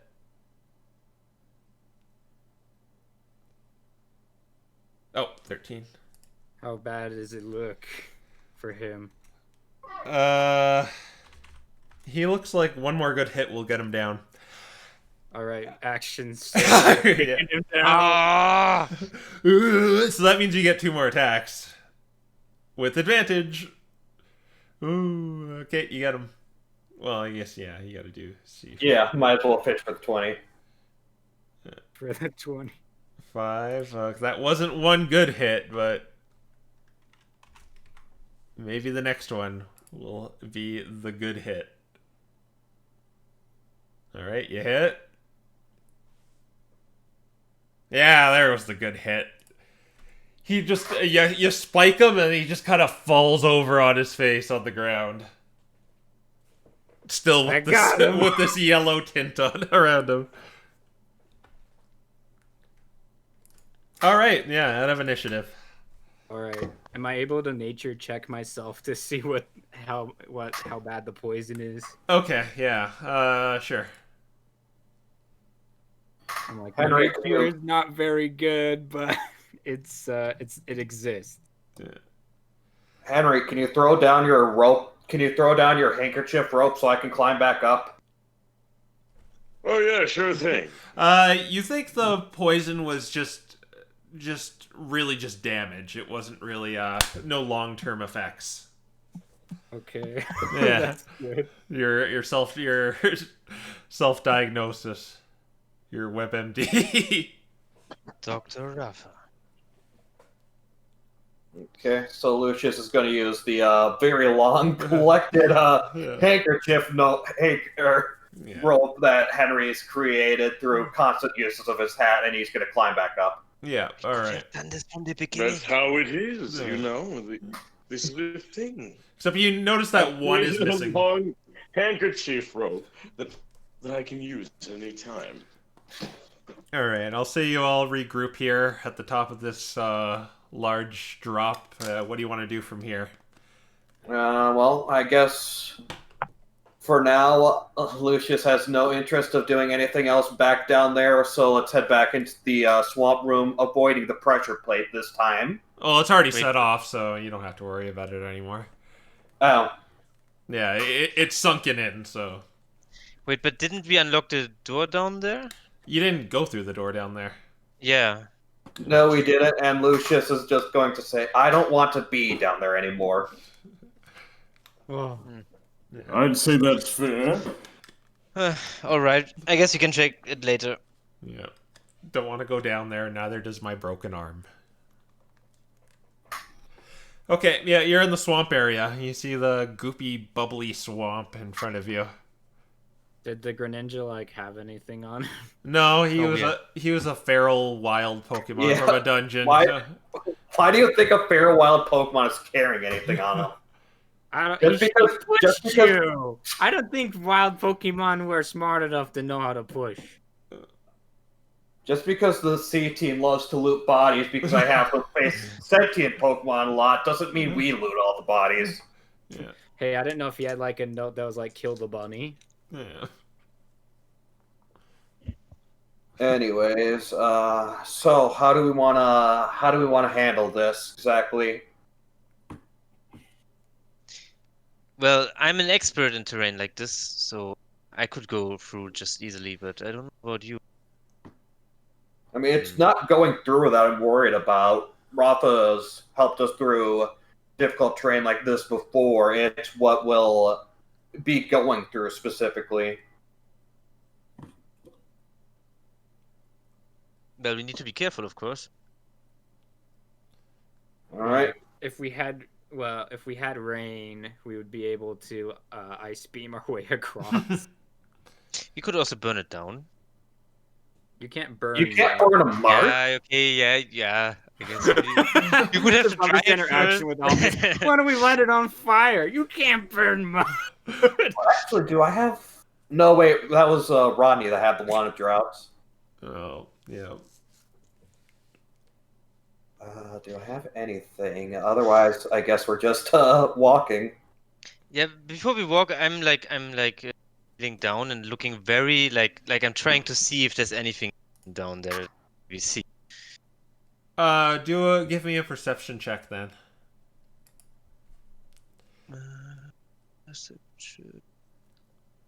Oh, I'm good at this.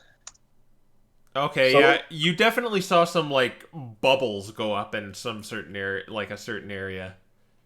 That would suggest maybe there's something down there, living. Okay. There seems to be something. We should be careful. There seem to be bubbles coming out from there, and then I point to where I saw the bubbles. Okay, a living being is down there trying to trap us then. Yeah. Where exactly was it? I'll draw out something that the stream can't see. It doesn't too matter. It's kind of... You saw some bubbles. This is very rough. Okay, give me a break. You saw some bubbles. Here, I'll make it red just so you know. You saw a few just kind of arise from right there, and you're right there.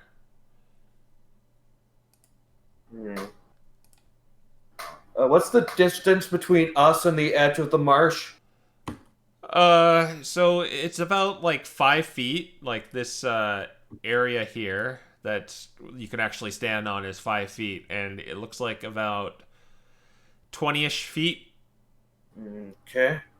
Lucius can jump that, but... Yeah, you have like a band of NPCs and some players who can't. Wait, but we could try to just be fast, I guess.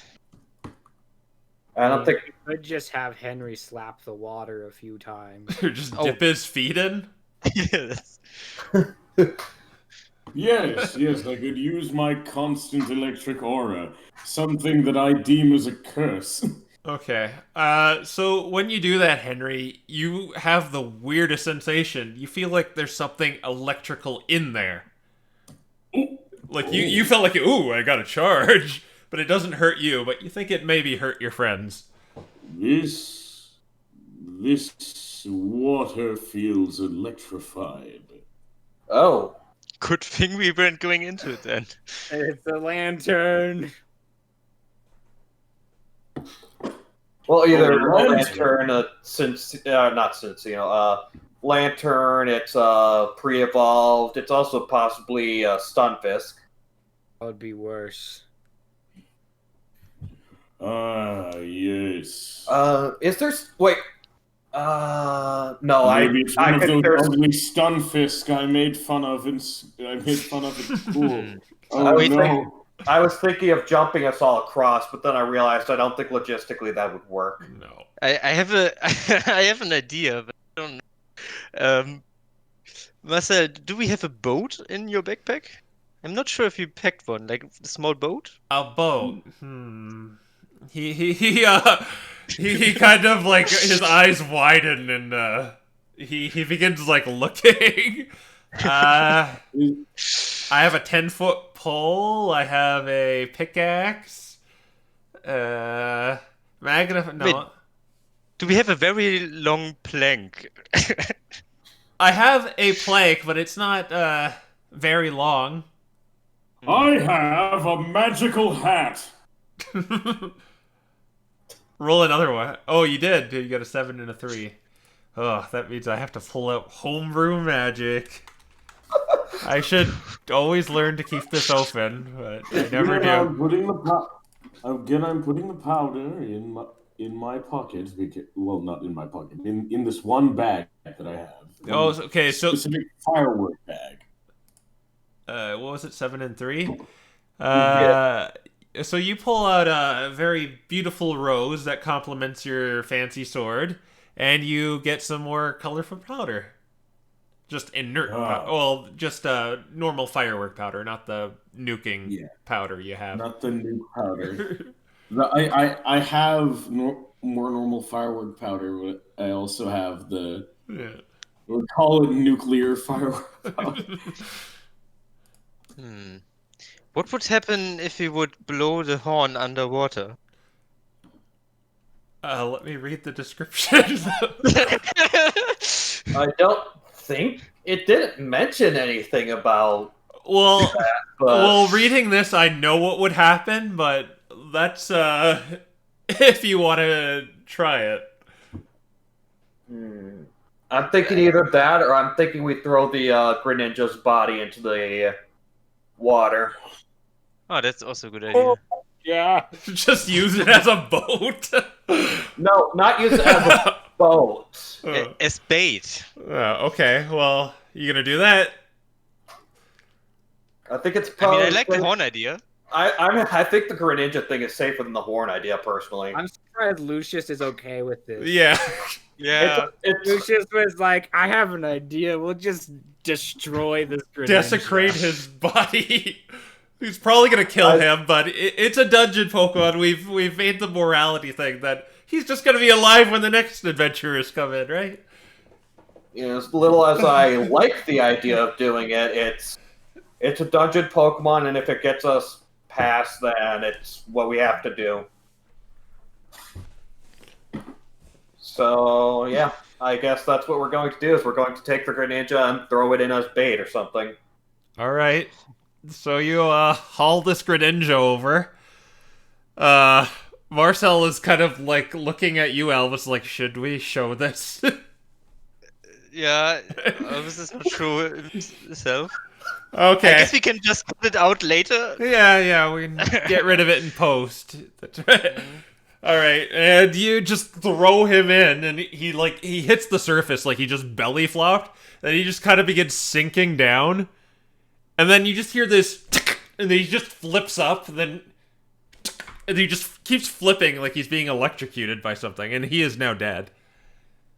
Oh, I think this is the first time the Dark Heroes have killed anyone. Yeah, Lucius, I want to point out something. We're still gonna take lightning damage from just walking in there. That's not the point. And what about the bubbles? What's it doing while this whole thing is going on? in that place where you saw them, they're still rising. So basically nothing happened. Yeah, something's just electrocuting them. Use the horn. I don't think that's gonna do anything. Okay, that didn't work. Shoot, I know I can, like I'd like to throw my shield that way, but I know that it's not going to work. I would like to take another look around the room. Maybe we missed something. Like, I don't know, maybe...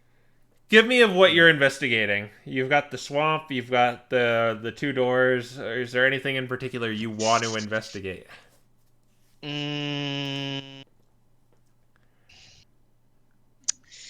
Yeah, maybe the wall on our side. We see if there's like some mechanism or something. Okay. Give me a perception, checking the wall.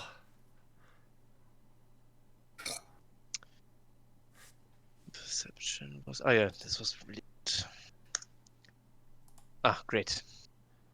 No, it doesn't... It seems like Raffa could maybe scale it, but it'd be harder for, like, your whole group, especially Marcel, who's holding this thing. This crystal. And the backpacker. And the backpacker. Our choices are either we need to find a way across here or find our way down the cliff. So, what do you guys? What do you guys? Or the horn. Or the horn. Yeah, for down the cliff, we would have the handkerchief climb them down, right? Yeah, you think that would be just as hard to get down unless you were, well, aided by the handkerchiefs. Maybe it'd be all right, but the problem is we'd have to leave the handkerchiefs behind. Yeah, and I don't think you're doing that.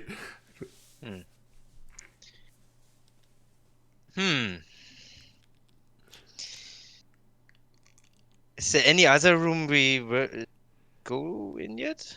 Basically, the only room so far that we have not gone is...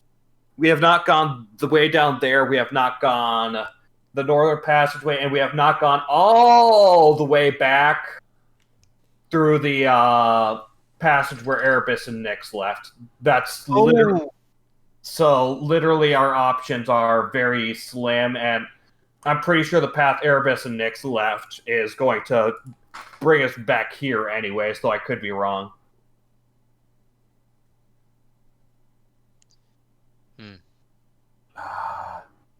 Shoot, I wish I could think of a way to do something, but I can't. There's literally nothing I can think of to do. I mean, it didn't even take the bait, so... Well, I already made a suggestion. We could try the horn. It's not gonna kill the thing. If I have anything that could help, I think so.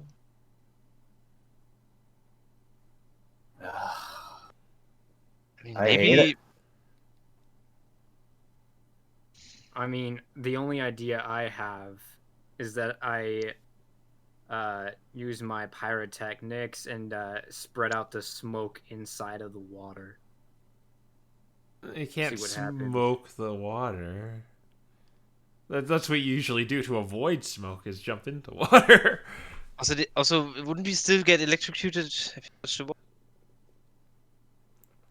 Like, I think we have at least two problems with this water. Some unknown threat and the electricity. Yeah, I have an idea. Okay. This is a rather large rose. I remember. What? I'm liking where this is going. That's what. Okay. I remember. Now, I will dip it in flour first into this marshy water. Okay. Nothing seems to be happening. It's all muddy now. It's not really beautiful anymore. No, as in I keep it in there, flour first, like the stem. Okay, yeah, the stem is just a bit muddy. Then you could just kind of like throw off the muck. No, I mean it's flour first. It's in and it stays in there. Oh, okay, you're leaving it. I'm going to try utilizing my magic to ride the flour to that door on the other end over there. What magic are you using particularly? using the magic of my sapphire flute. What has the ability to shape water, right? Oh, yes, that is true. He's gonna Moses her way across. Let my people go. Let us go already. Let's see. Yeah, you can instantaneously move or alter the flow of water, and you direct water up to 5 feet in any direction. The movement doesn't have enough force to cause damage. You can cause the water to form into simple shapes and animate at your direction. You can change the water's color or opacity. But I don't think 5 feet is enough. Is it? Well, he can do it at one at a time, though. My idea is to basically create some sort of pseudo ship using the rose and the water I shape. You could freeze it. You could like freeze yourself a boat. I could, yes, freeze a boat. Okay, so and you could also make you could see in the water because you could make it so it's change the water's opacity. Yeah. Okay, so you have some options here. What do you want to do, Henry? Thank you, Quill. Thank you, Quill, for the big brain compliment. Now, I will. Thinking I could either freeze myself a boat for all of us to go, or I could see what is in this marshy water. Well, let's see what's in this marshy. No. Let's just make a boat. All right. Let's make a boat first. So you then just all the water kind of like comes together and freezes, and you have a little 5-foot ice cube platform. A 5-foot ice raft. Yeah. Yes, and also I take the auto. Okay, so the stem of the big rose is like a thing to hold on to. So I'm gonna take the autographed Team Charm card that I had this whole time, put it on the stem sail. Now it's a flag. The SS Charm is ready to disembark for its maiden voyage. Okay. Oh my gosh, I can't believe we are literally crossing on an ice cube. Yeah, okay. Yes. Yeah, while we're getting Sora across, I'm gonna hold him above the ship so that he doesn't, since he's a grass type, so that he doesn't have to be on the cold. Yes. Okay. I'll instead of like just going through this, I'll get everyone. Henry, you could just wade through it if you want, but you probably don't want to get all dirty. So you'll ride your ice cube. I will ride. I am the captain. Yeah. Of the SS I am the captain of the SS Charm. There's got to be some fan art after this episode. I demand it. I am captain of the SS Charm. I order all of my fans to make the SS Charm. Okay. Anyway, you all get across and hooray. So that was not. You're not gonna. I don't think you're gonna be coming back here, but there were vines on the ceiling. But okay, let's go. Way cooler. Yeah. I think this is a lot. I think I prefer this over.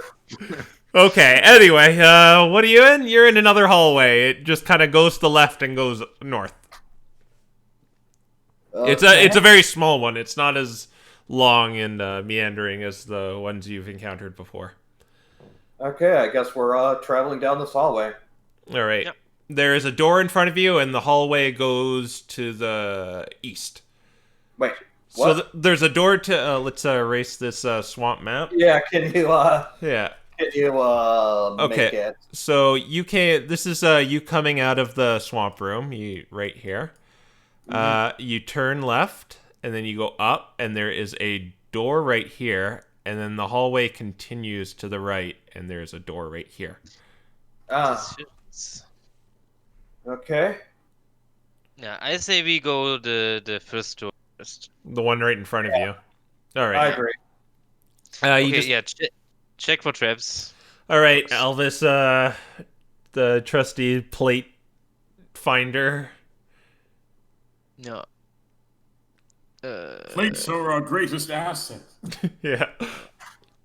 You know, I thought you were just going to do something silly, but you ended up saving the day. I think Henry deserves an inspiration. For Yeah, that. Henry, inspiration for you. We're like we're like Oprah on this episode. Oh, and yes, good 20. You should see the door seemed like there was like a lock on it, but now it's open. Like something opened it.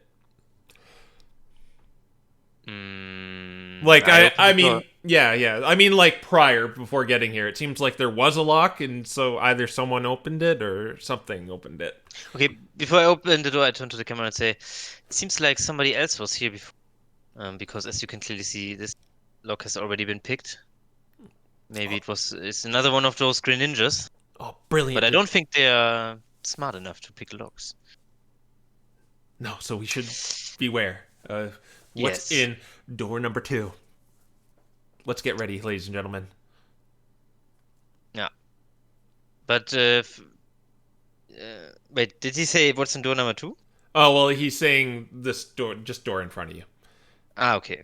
Yeah, then I open the door and see what's on the other side. All right, so it is a rather empty sandstone room, as before, but there's a giant mural on it, and it depicts some shaman around this big tree, and under it there is an inscription that is in that language you need to get translated. Okay. I turn to the camera and say, "It looks like we've come one step closer to finding what we were looking." And you can see there's some text again in footprints down here, and it clearly says, and then try to decipher it. No, I'm faster than you. No, I would. She wasn't talking to a camera. Yeah. While you were doing that, she already had. You. She already. Okay. I will try it. What was it again? History? Yeah. Oh yeah, history. it was Yeah. mystery. Okay. Either way, Raffa's gonna. Are you? No. I didn't. 25. All right. Yeah.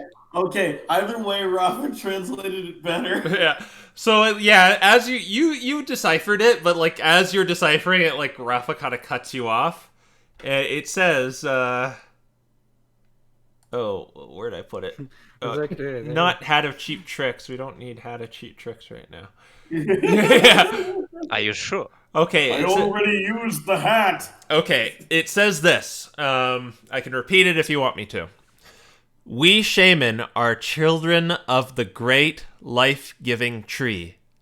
Children of the world.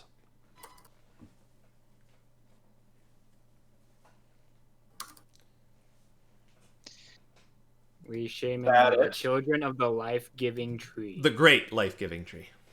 The great life tree. I turn to Raffa and I say, "You can't just say this like out loud like this. It needs to be a little bit more dramatic for the camera." Yeah. You really ruined what could have been a very, very fantastic moment. Yeah. I you know saved what? your camera once. Let's just retake this, and then Okay. I go back to like wondering, like It's like could it Marcel's deciphering it? Marcel's like, everyone be quiet for 5 seconds so we have leeway time here. Yeah, and then I read to the camera what it says again. Yeah. It's more All like right. you're just repeating what Rolf said. Yeah. And then Yeah, It's like 5 basically. seconds later, but far more dramatic. wow, it's Yeah. amazing you were able to decipher that so fast, sir. Yes, of course, I'm an expert, as you Yeah. know. These our assistants here pale in comparison to your genius. Wait, does it only say the one sentence? 2 sentences. That's all it says. Yeah, I was thinking the same thing while you guys were chatting, but I was like waiting for more. I was like, No, where's that, the... That's all it says. Yeah. And I turn back from the camera and say, it really seems like there really are shaman on this island. And it already also seems that they, with this tree of life, just as I predicted. And it also seems that we are pretty close to finding it's about them here. And then, yeah, I take a closer look at the mural. Do I see anything else? Might not. What you see the Always. mural depicts is kind of just like these shaman in their land form, I should add, and they're kind of like walking around the tree with like little baskets full of fruit, and the tree is just like massive over them. It's not really what you don't think it's to scale, but the tree is definitely like way bigger than them, and it's kind of like its size is emphasized. In this mural. It said But that's about it. that the shaman here are worshipping. From the mural, I would say it really looks like it. It would be very interesting to find them and find out more about their way of living. You could see Sora kind of like staring at it and going, "Yeah, Oh, Sora, are you okay? yeah, I'm okay."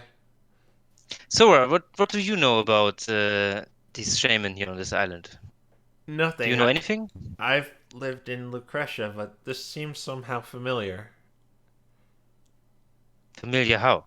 I can't put my finger on it. It just, What? it's a feeling I can't really explain. It just, Well, I've never the- really felt like this. It kind of just draws me in. The inscription says that that shaman are the children of the tree, so if that means all shaman, it wouldn't be surprising that you'd feel a connection here. But I lived in Lucretia. I was never told about a tree. Maybe all Right, but shaman the come from this might be tree. connected to shaman. They were worshipping the sky and the earth. Nothing about a tree. In any Rafa, case, Rafa, I you don't think- need to. in any case, I think these questions are best saved once we're out of the dungeon once again. So, unless there's something else in this dungeon, or this room that you guys want to look, I think we should continue and look past the next door. Marcel, do you have the mural captured? Yes, I got several different angles. We can analyze great. that later. Okay. Are there multiple exits in this room, or is it just? No, it seems like this room is just for this mural. Ah, okay. I think maybe, like, Sora, do you feel drawn towards like a certain direction in this dungeon? Well, it's ever since we arrived here on this island, I just felt like I said, I don't know. It's something I can't explain. Yeah, I'm just wondering if maybe you instinctively know the way out of this dungeon. Oh, Maybe no. there's some sort of secret. It's just things I just feel drawn to. It's more so the imagery, if anything. All right. Well, let's back out and let's head through that other passageway. All right. Yes. You go down that hallway, and it just leads to another corridor that turns to the left. Oh, I got you through the door. Who cares? There's no longer a door there. It just leads to the left. The door disappeared while you're in the... That's what going in this room did. Okay, I believe you. Yeah. And it stretches up, and it seems like... okay, I have to draw this so I have a better visual. So you come from the left, and there's no door here, but let's just draw one. And then it turns left and goes up, and you could see two more, like, pathways at the top here. Two branching pathways? Yeah, it looks like they're two different hallways. Okay, I think before we go down either of them, I think we should have a glance over both of them. Okay, so you're going up this part, and then go to like here and look down, or Yeah. all right. So wait, look down. So it's like elevated. Or what? Oh, well, look to the west. Look down. Look left. Okay. The pathways, I guess. So, both of them seem to go to the same room because you could see like a pillar there, and you could see them down each of the hallways. There must be a reason here why there are two paths. But the question is what is it? Maybe we should enter the room from two different paths at once? I don't know. I don't like the idea of splitting the party, but I mean, the room is right there. It's not like we are really splitting anything. you say that, but Do the hallways look different, or is it just 2 times the same hallway, basically? Crow? Oh, they look the same. They look aesthetically they look both the same, but they're leading to the same area, it seems.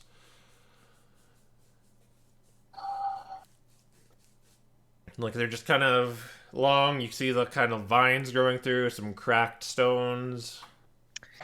In that case, I would say we just take the lower path. You're gonna take the lower path?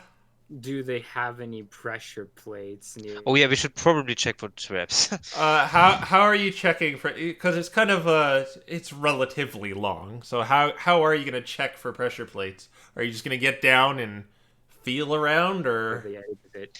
I'm looking at the ceiling again. you're looking Because at I have the feeling I'll look Yeah. at the floor. you have a theme with ceilings. All right, Raffa, as you're going down this lower pathway, you could see there's one tile that looks like particularly crumbled compared to the rest. All right, this one looks Like like its integrity just does not look like it's there. this one looks like your feet will go through it. okay, can we avoid it? Yeah, you could just kind of hop over it. Okay, then that's what I think we'll do.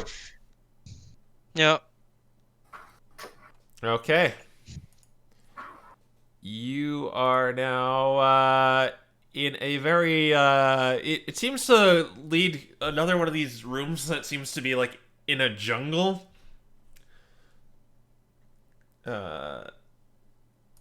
It's kind of a very large room. There's like a pillar here. Then there's a door here. And a door here. And you came from there's two the pathways. Yeah.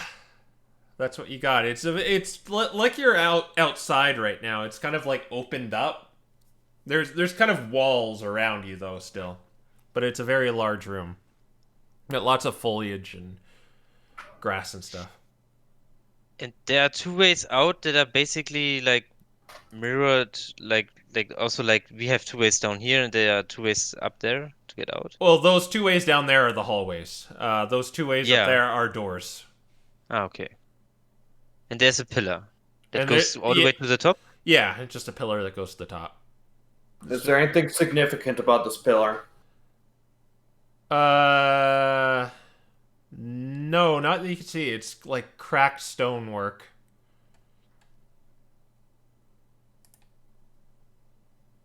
Hmm. I'm And- And the floor looks like, is it also like is it just normal dungeon floor, or is it also like It's grass? grass. Okay. Okay, so that means one of two things. Either A, let's see, so there's nothing about this room that's particularly significant, right? No, other than it looks like you're outside pretty much. There's nothing really significant about it. Okay. If it's certainly big, you'd say too. If I were to guess, and I mean, obviously, you two should check for traps, but I think since we came here from the southern door, or from the southern passageway, we should leave through the southern door. Wait, you came through the north. Well, No, he means that. We came through the. Okay. So like the northern side of the north side, or the lower door on the left. On the right. I'm pretty sure between the two passages, we came through the lower of the two passageways. Yeah, and then we basically take the lower one on the left side to get out. Okay. Yeah. Okay. Yeah, obviously, after checking for traps and stuff. The pillar is like in a corner, right? It's just kind of against the wall. Against the wall, so you cannot like go around it. It seems to be like right against the wall, so you can't. Well, no, it's kind of forward too. Okay, I would like to see if I don't know, if there are any hidden switches or doors or something like this in the pillar. On the side we can reach. So are you going into the room? Oh. I see where this is going. Well, it doesn't look like there's anything obviously like a trap here. So yes, I'm just going into yes. All right. Got a special map that can only mean one. Yeah. I had to load that up because I knew. Oh, they'll know if I just show it. A special map. It seems that. All right. Seems that there is something afoot. Look at that. It's Elvis. Elvis is so happy until he gets jumped. You guys are. I know this doesn't look like how the room looks, but bear with me.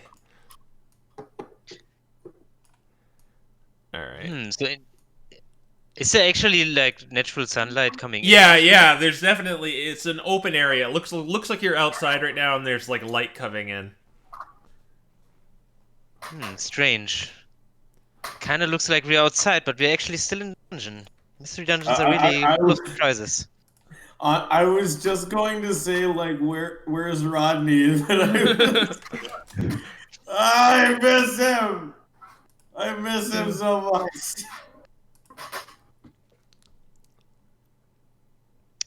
Yeah, I like how Elvis is in the front. Everybody back. This is going to end great. All right, so you're looking for traps? No, I think he was investigating the pillar. Yeah, I wanted to investigate the pillar. Okay, so let me draw you a pillar. Because it's in here. I said it was in here. It's over here, kind of. I don't know if you could see that. So Yeah. Very crudely drawn pillar. Yeah. So you're going to do a investigation on it. Oops. Here, I'm going to draw a better pillar. Oh. What did he get? 8. 8. Well, that's not good enough. You're just kind of standing in front of this thing, and well, I attempt to draw a circular one. There we go. There's a pillar. There you go. Yeah, you see nothing really distinct about it, but all of you hear a.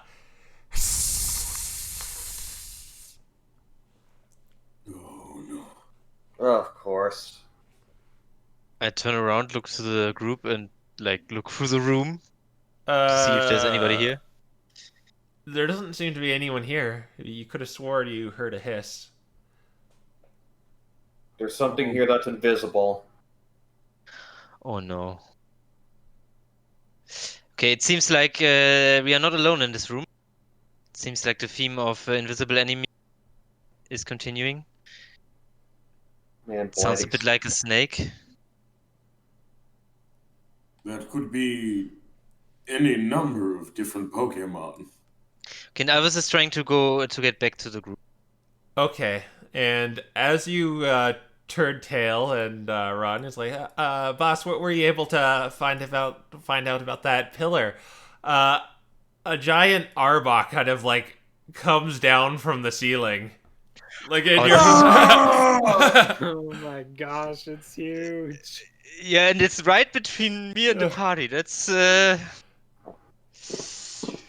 He Yeah. just comes Well, Yeah, initiative time. yeah, I was just about to say, well, roll initiative, everyone. All right, guys, we got 2 fairies and a grass type with us. Oop, no, this was not right. Oh, I shoot. forgot my modifier. That was not my roll. I hit enter. This is my roll. Well, you are in luck because it only got. What's its dex? +4. That only got 9. Oh, so I'm going at the same time it's going.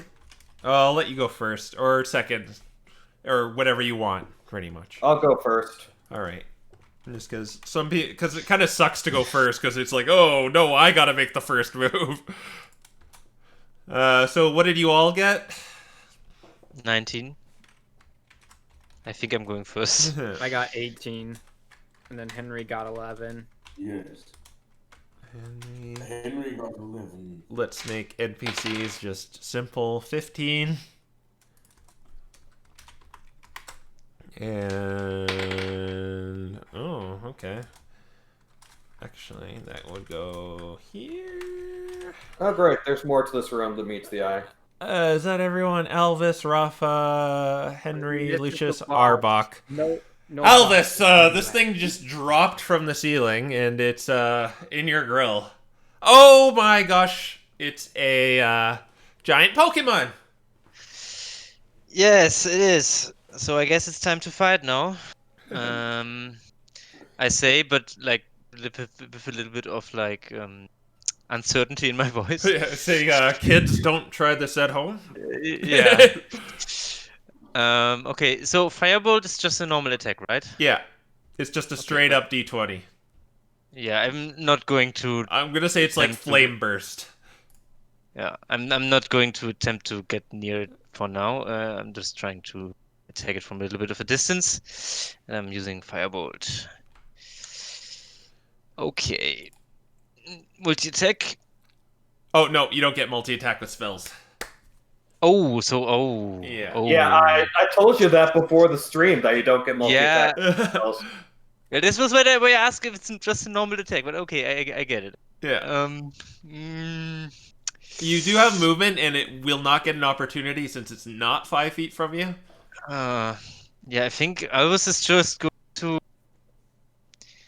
Like, he's not going to get closer. I think he's going to take a few steps back. Actually, I think. Okay. Well, Oh, you'd no, have to yeah. you'd have to step around Marcel. You'd have to go like that. Yeah. Okay. Is that all you want to do? Yeah. For this turn, that's Yeah. all I want to do. Raffa, it is your go. Oh man. I was hoping you'd be the first guy to do something. Who will be the first guy? All right. What are my? Well, I suppose I might as well start this off with a bang. It hasn't acted yet, so I have advantage. Yeah. I'm going to charge this thing and attack. Oh yeah, you have that feat now, don't you? Yeah. so And I'll for do- for the sake of the battle map, all this architecture is here. Okay. Yeah. Oh, that means we got some covered places then. Yeah. That might come in handy. Yeah. All right. So what are you gonna do? Right? You're just gonna charge up to it. Boom. Yeah, pretty much. Okay. And what does that entail? I know you got like a feat with your level up. Yeah, the feat You get just makes you it get so a plus I get 5 +5. bonus to your damage roll. I don't know if that's +5 to both rolls or just one roll. I think it's one roll. Your damage? Yeah, to the damage. Okay. Well, you have advantage, so you're... Yeah, so you got advantage in the hit, and then you get +5 to the damage. Yeah.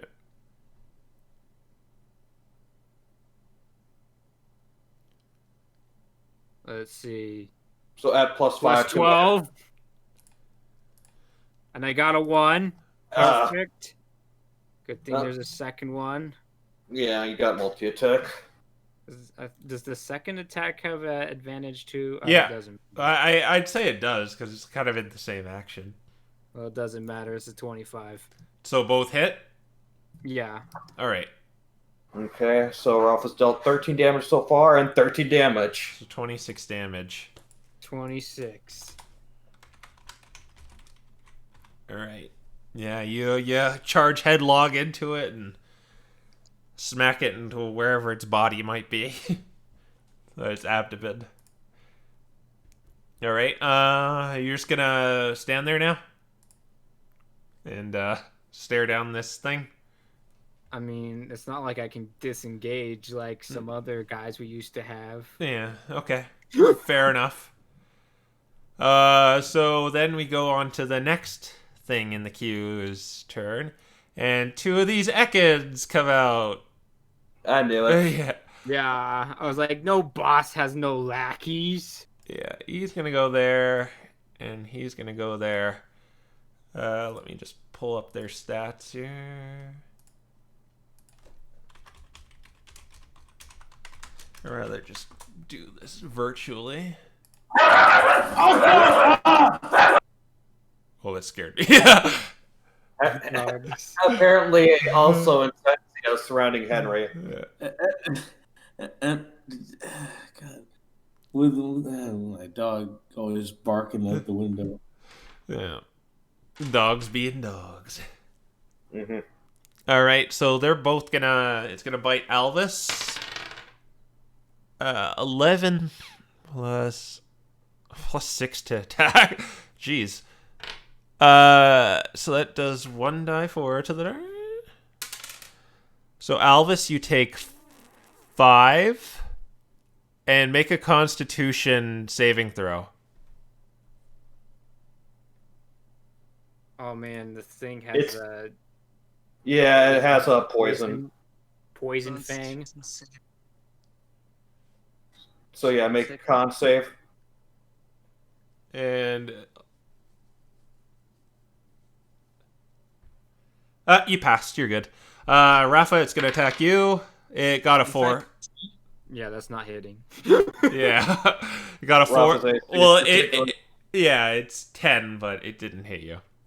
All right. Does it have like multi-attack, or are these things weenie? Yeah, I would hope they're weedy. They're Oh wait, you guys still take half as much, so it's still wait. With an attack roll, they still take half as much. Yeah, That's odd. I got 11. Less 3 is 14. So you take 7. Both take 7 poison damage. Alvis and Raffa. Okay. Yeah, I knew these had to do Even though okay, that's odd. Yeah, they take full damage if they pass. Okay. But this So is it's like a their teeth are made of magic. that's usually only for the same attack damage roll. in addition to the 5 damage already. Yeah, you take the 5 and then the. Oh wait, Raffa takes nothing because it missed altogether. So you Yeah. yeah. Okay. I get what you're saying. So Alvis, because he was hit and because he passed the saving throw, takes half as much Yeah. from the save. That makes Okay, much I was more just sense. about to Yeah. say Rafa succeeded in the attack, or Rafa didn't get hurt. How is okay? So you take 12 then, Alvis. 12 altogether. Okay. We go to next in queue. That would be NPCs. Well, Wait a minute. Was I skipped? no, you go after the NPCs. Oh yeah, wait, I got 11. Yeah, they got 15. Alvis is gonna go, or not Alvis. Bigger Alvis is gonna. Audric is gonna go there. Mimikyu is gonna like hide here. Sora does not like these things, so yeah, he's gonna stay back too. Makes sense. Marcel is probably gonna retreat away from that that giant thing. Yeah, that's good. Okay, Audric is going to attack. He got a 5, so no dice. Of course. All right. Let's go to Mimikyu. Oh, yeah, I guess Mimikyu can use his die 100 thing because Pulling a flower. yeah, he got like a china, or not a china, just like this fine wine glass, and it's full of wine too. Like, what do I do with this? So he's gonna get it drunk like it's a Orochi. Yeah. All right. So, yeah, Mimikyu with his wine glass. Then we go to Henry. You just watched Mimikyu pull out a wine glass, and everyone kind of break up and decide how they're going to deal with this. All right. Okay. Well, I have an idea for what to do to that arbor.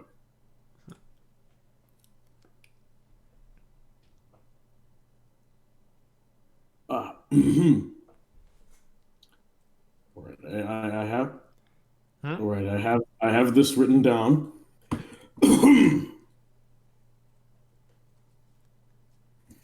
Yuangai, kagayaku kedakaku yamashi no chikara ukete miro. Den kiai dama. Is that why you were typing? Yes. Yeah. I was wondering why you were typing. Gotta read it out. Yeah. I only. Yeah, well, let me actually. I'm going to say that again to make it a bit more legible. Yuangai, kagayaku kedakaku tamashi no chikara ukete miro. Den kiai dama.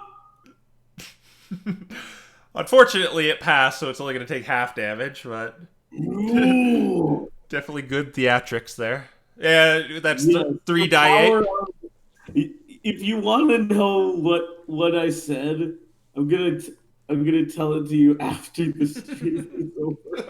Okay.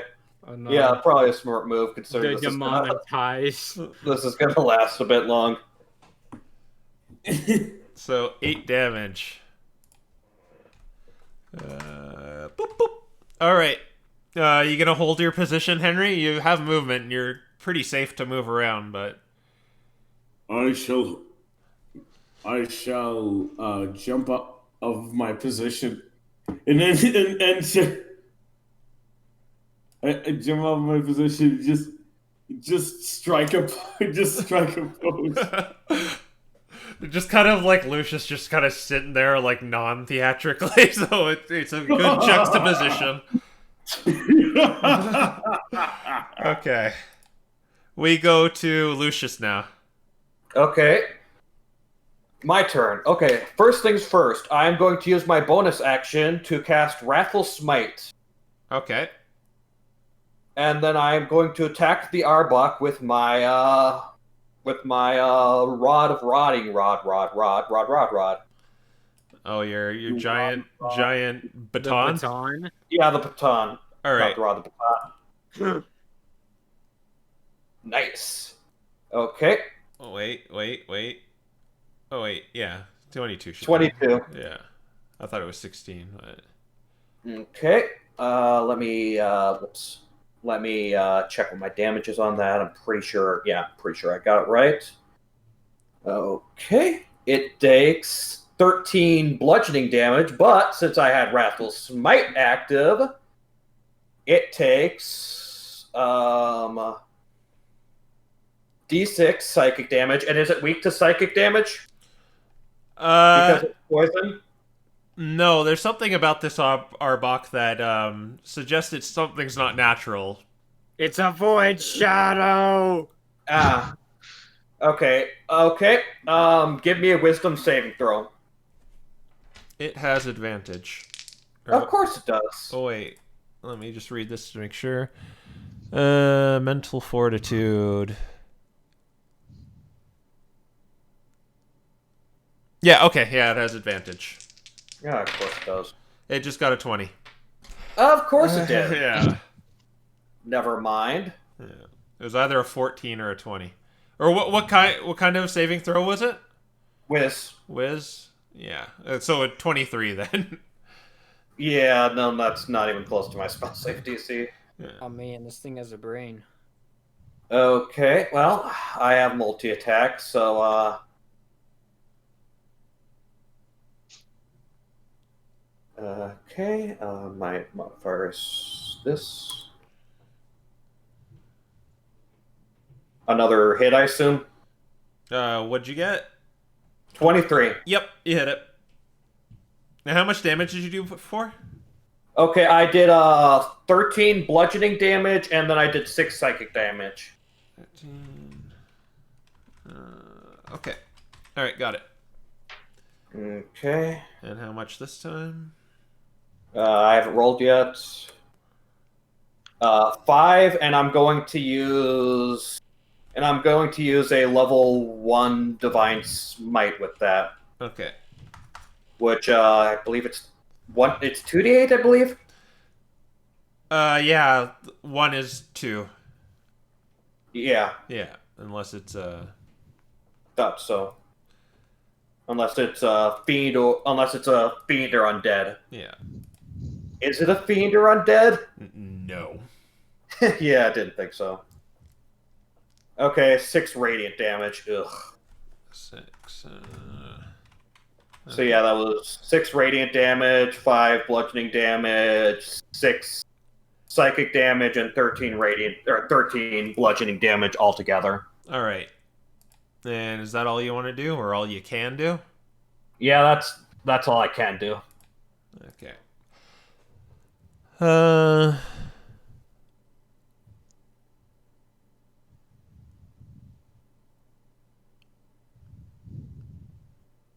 I'm just reading what this thing can do. He's got a big book inside of this Arbok's brain here. Yeah. All right. Lucius, it turns its attention to you after that flurry of blows you delivered on it, and sees you. Of course, it turns its attention to me. It never turns its attention to anything else. So, well, you just smacked it up one, so naturally. Raffa. Compared to like the damage, come on. All right, he's gonna stare at you and make a DC 17 Wisdom saving throw. Okay. Cool. I have the ability of my divine protection, so this is decent. Yeah, you got it. Thank you, divine protection.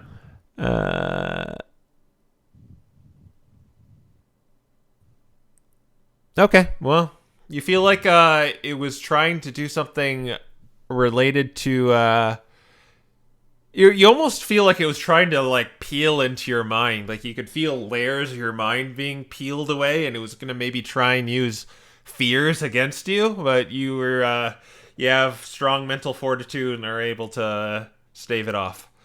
Yep. Glare. Yeah. And that's all it could do?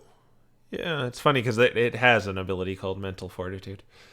Okay, but here we go. We'll go to Alvis next.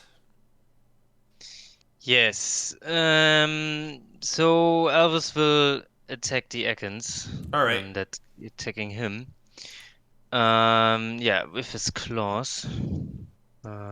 He got a little bit of courage. Yeah. Yeah, there's also nothing else he can really do.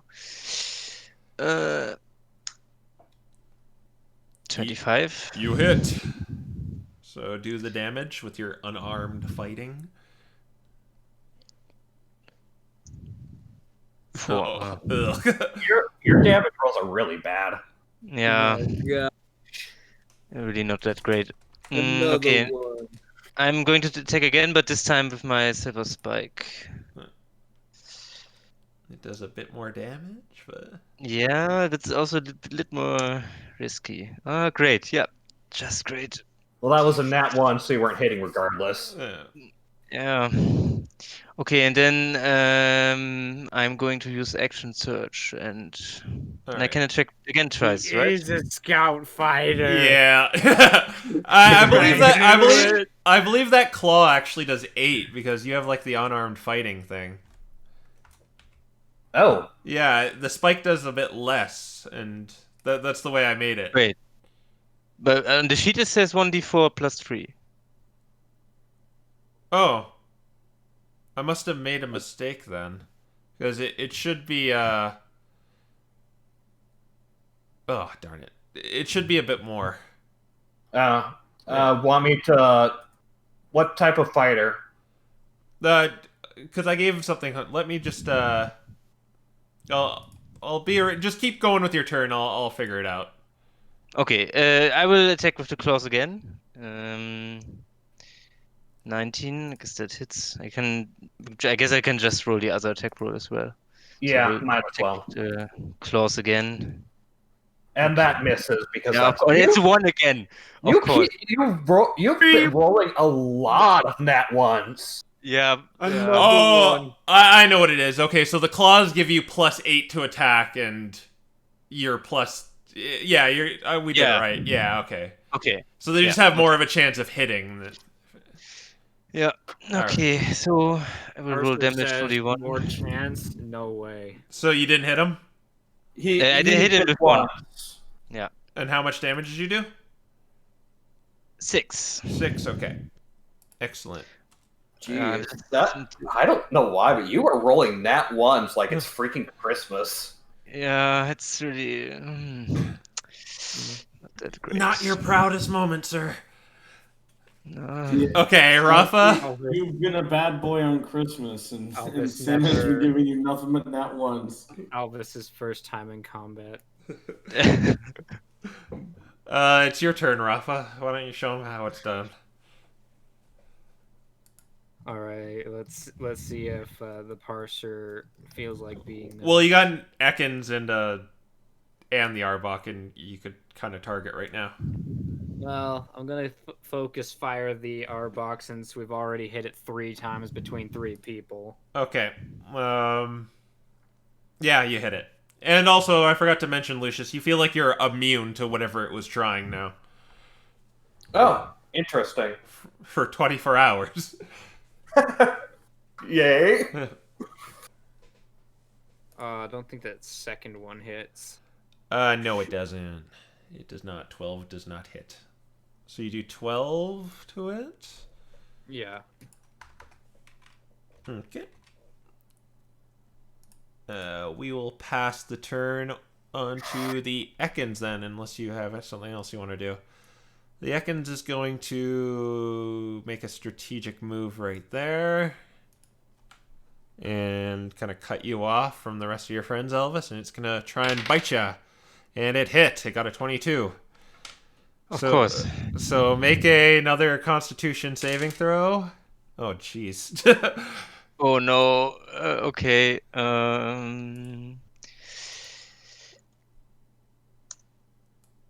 21. Okay, so you're taking 8 normal damage just from the bite. Okay, that's kind of low. And 3 poison damage because they were all 1s. Or no, 1. Or because we... Or no, 2. 2. We round up in D&D because they do that. Okay. Okay. Fight is going great so far. Ekans, yeah, you're posing for the camera as like an Ekans is gnawing on your arm or something. It's going to attack Raffa. It got a 3. Well, 3 plus 6, 9. No. No. I swear, I'm not just beating up the guests for no reason. Protecting the players. I'm going according to the dice here. I'll just say that Audric's really good at snake wrestling. Yeah. That's how you wrestle a snake. You should have got Alistair. I'm sure he'd know how to wrestle kill a cobra. It's gonna attack Audric, actually, and it hits him. Wait, the thing can attack twice? Or no, I hadn't rolled yet. Oh, wait. Oh, wait. Sorry. Audric is attacking it. Oh, Yeah. okay. Audric is attacking it. I was just about to say, Yeah. what? He does 1. Well, 1 plus he does 5. 5 damage to this rogue Ekans over here. Oh no, I guess the one facing Alvis is the rogue Ekans. All right. And Sora's kind of cut off. He will bardically inspire Raffa with his die 8. And Mimikyu, let's just see what he pulls out from my trinket. Ooh, he got a number. He got a good number. He pulls out a normal bag of holding. Maybe it's the secret to his power, but yeah, he kind of pulls it out and he's kind of looking at it. Something one of us when we eventually get out of this battle. Okay, yeah, he's obviously trying to look for something useful, but he pulled that out of his bag of tricks. Marcel is going to go over here. You get him, sir. You get him. We go to. Sure, you're getting your ass kicked, but go get him. Henry, it's your turn. Well, I have an idea to attack the Ekans with this flower sword that has come to my attention. All right, so you use your proficiency plus your dex on a die 20. So plus 6. Yeah. Proficiency plus dex wouldn't. So yeah, plus 6. That's 3 plus 3.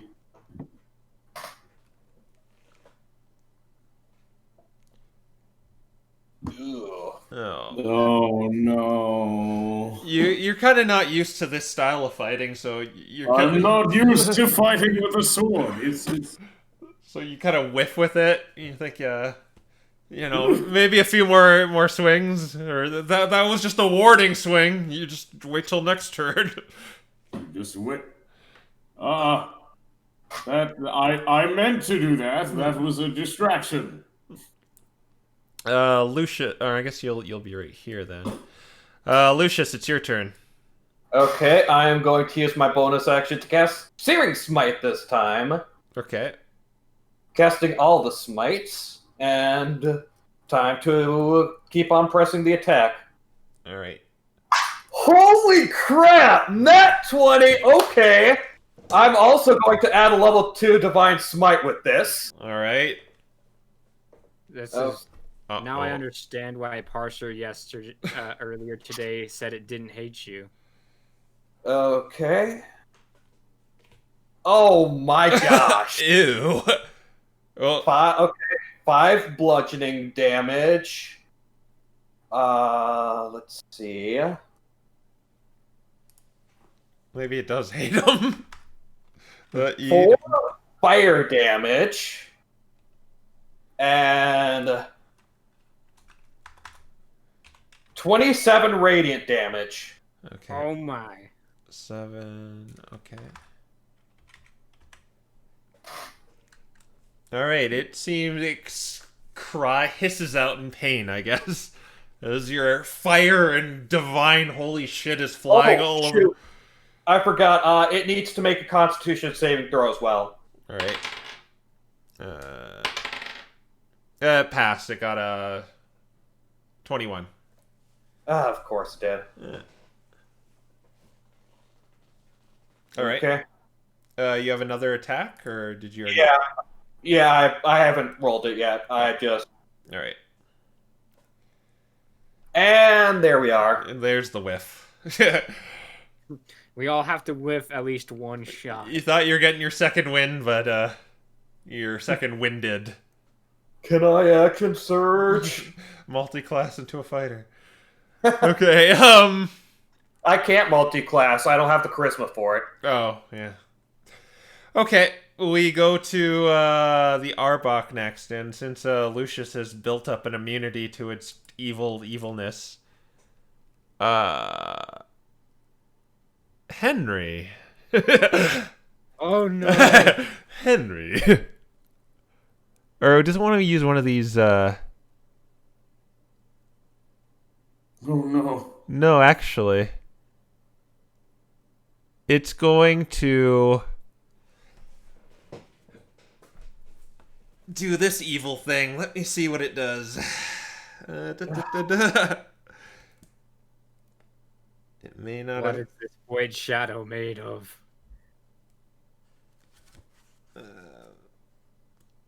I mean, it's not a void shadow. Otherwise, Lucius's divine smite would have been dealing extra damage.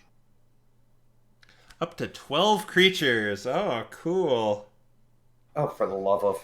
Everyone make a wisdom saving throw. Oh, everybody, Raffa, Henry, how far is my protection? I know it's at least Raffa and Henry, 10 feet, so Raffa, Henry, and Ulrich all get +4 to their modifier. All right. Wisdom saving throw, right? Yeah. Okay. What's his... Of course, of course. Oh god. Oh no! You do have inspiration. Oh, yeah, a lot of you have inspiration. Wait, what? What does Lucius's thing do again? You get +4 to your modifier. Oh, that's a lot of plus. Wait, can I? Don't I have like? What the heck? No. Wait, what dice do you use for inspiration? Inspiration, it's just re-roll. Inspiration is your re-roll. Yeah. Oh, okay. So you get advantage, pretty much. Oh man. Yeah. Guys, you think a 10 is enough? Okay. I'm gonna doubt a 10 is enough, so... Here's the... Who didn't... Yeah! Raffa, welcome to the club. Wow. 1, 2, 3, 2, 1, 16. So everyone failed? No, Except Lucius. for Lucius passed. Lucius is the only one who passed. Okay. No, Sora and Marcel passed too. But Also, Audric, I don't know if you remember. yeah. Oh wait, and then Audric passed too. I forgot about he gets your aura. Yeah, he's within range of my passive aura. Okay, so you hear a voice that is compelling you all that did not pass this with the 17 to disarm that Buneary. He looks like he's gonna hurt himself with all that weaponry he has. Okay. All right. And you feel compelled to follow this Command. suggestion. I'm going to need to expel your arms, Rabbit. For his protection. Yes. It's non-lethal. It has to be non-lethal. I'm not going to expel his arms violently. Did you see all that damage he was doing? Imagine if he hit himself with that. He's in immediate danger right now.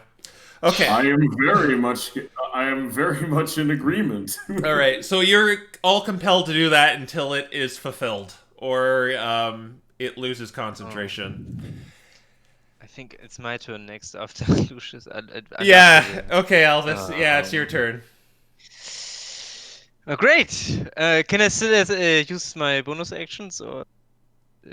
Well, you just have to do it. You could still, as long as you're following its command, you're still allowed to attack. Yeah, but you're gonna take an opportunity attack if you just walk away from this thing. You'd have to disengage the Ekans in order to get to Lucius and help him. And disengage is just a normal action, right? Yeah. Okay. Yeah. First off, I'm going to use second wind. All right. So my die 10 plus 6, plus right? 6. Yeah. Oh, nice. At least Full one goes damage. Let's get that on screen. He got the maximum damage he could have got. So you breathe in, breathe out, and somehow your like wounds like or maybe like cauterize them all with your tail or something. I don't know. Yeah. Yeah. Yeah, and then I'm going to disengage and going towards Lucius to help him. 10, 15, 20, 25. You can only make it there. Okay. All right. Then we go to Raffa. Lucius looks like he's very reckless with these weapons he has. This big. I'm assuming that I have to use like a strength grapple. Yeah, to like kind of wrestle it out of his hand. Well, what do you want to get? Nope. I'm gonna let her. Oh, you're just gonna let her take your shield, or? No, it's not my shield. He's asking for my baton that I've been attacking. He said your equipment, just your weaponry, in general. So, just what are you gonna take? What's visible on him? Or you haven't pulled out your shield, so to be fair, it's only your baton, yeah. Yeah, and I'm gonna let her take it.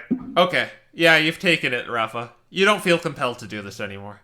All right, well, I guess now it's my turn to whack the giant snake with this thing. Okay. Well, you are a fighter, so you're like proficient with everything. So it's your strength, which you're not too good at. And yeah, that's the problem. It's your strength plus proficiency. Yeah. To hit with? Yeah. Yes, to hit with. No, with. Again. I'd argue. Oh, I guess it was your free action. Yeah. Okay. Whatever. Oh my god. The fight is just going great. Yeah. Okay. I think the only one who did anything useful was Lucius. Yeah. Maybe Henry. So I'm gonna say it's gone now. You've been disarmed. So. Yeah. So you are all no longer under this suggestion. We go to Ekans. They're going to attack. He's gonna. Hey, where are you going? You're fighting me. Hiss. I'm a snake. Hiss. Hiss. It misses you, Alvis. You kind of like dodge out of the way, trying to get to Lucius, and then realizing you don't want to disarm him anymore. Attacking Raffa. 13 does not hit. I remember you have a higher armor class than that. We go to NPCs. Audric is he's gonna use his big guns, and so it has to do a saving throw. Actually, Audric is gonna do something actually strategic here.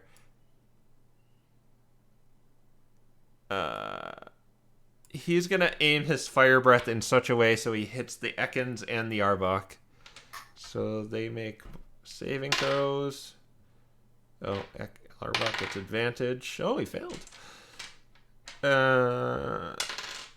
8,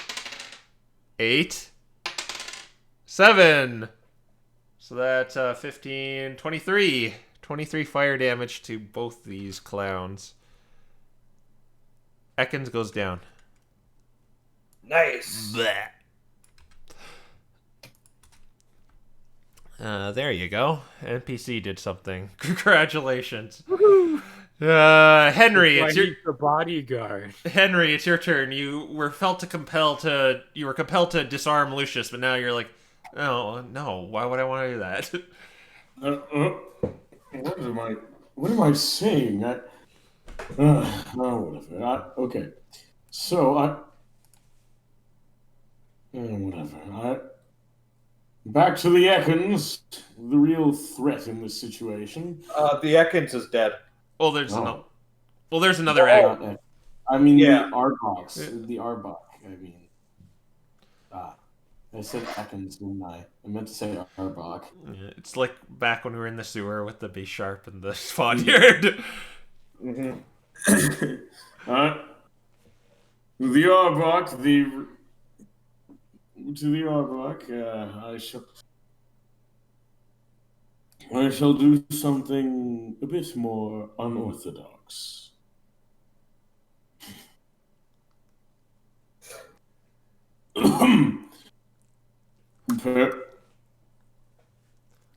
Prepare yourself. I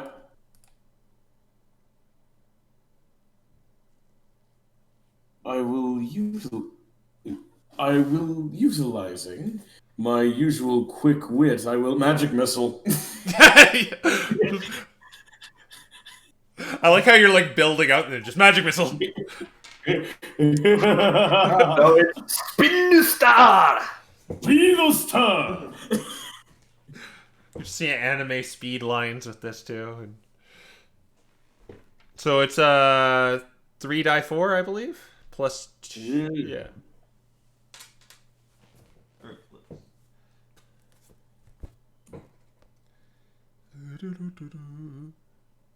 Oh no, 4 projectiles. Oh, so one more, and then I think we add 2. Yeah, add 2 to all those. Yeah. So that would be plus 8 entirely. Yeah. Okay. So 18. Yeah. Pew pew pew pew pew. Really make that sound. Star. You have the feeling it's getting bloodied, so to speak. The star is dug into his flesh. Yeah, they're just sticking out like shurikens right now. Yeah. It's horrible. Lucius, it's your Can turn. I have my weapon back now? Well, Raffa has it. I know.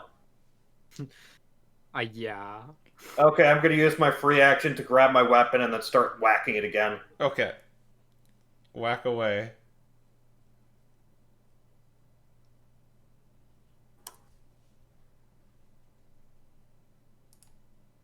$16. Nope. Multi-attack. Yes. 17? Yes, you hit it. I wonder what its AC is. Well, 17 AC, that's pretty big. 11 damage. Alright. Okay. Is that all you want to do? Can do? I'm sure I can use my bonus action to do something, but as of right now, I can't think of what to use my bonus action for, and I'm not going to bother. So yeah, I'm done. Alright. Yeah, that's an action. Mm-hmm. Well, lucky for you, it can only do that mass suggestion once. How can I screw you guys over before this thing inevitably dies next turn? It's just going to bite Raffa. And it got a 19. Protection. Still got a 19. Of course it did. All right, I'm gonna use a superiority die. So a superiority die has Scout's evasion because I have light armor. Yeah. I can use one to increase my AC temporarily for this one thing. Oh my gosh!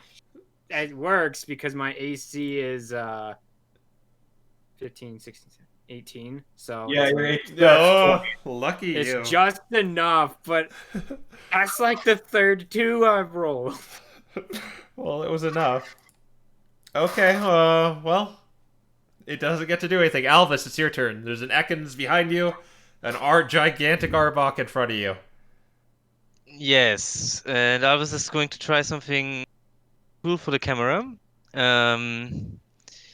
He's first going to attack the Ekans with his claws. Yeah. And hopefully that's possibly not screw me over again. Let's see. Oh my! I'm going to add a superiority die. Can do that, right? Yeah. Yeah, you can. Yeah. You just add a D8 and hope you get higher than. You need a fire for high. Yep. Yep. There. Okay, yeah, you hit it. The Ekans, anyway, yeah.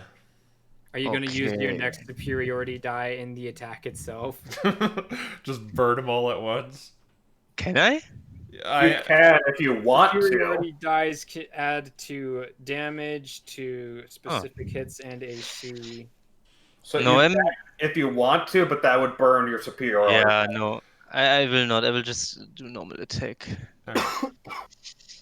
Oh, wow, you're right. The ones.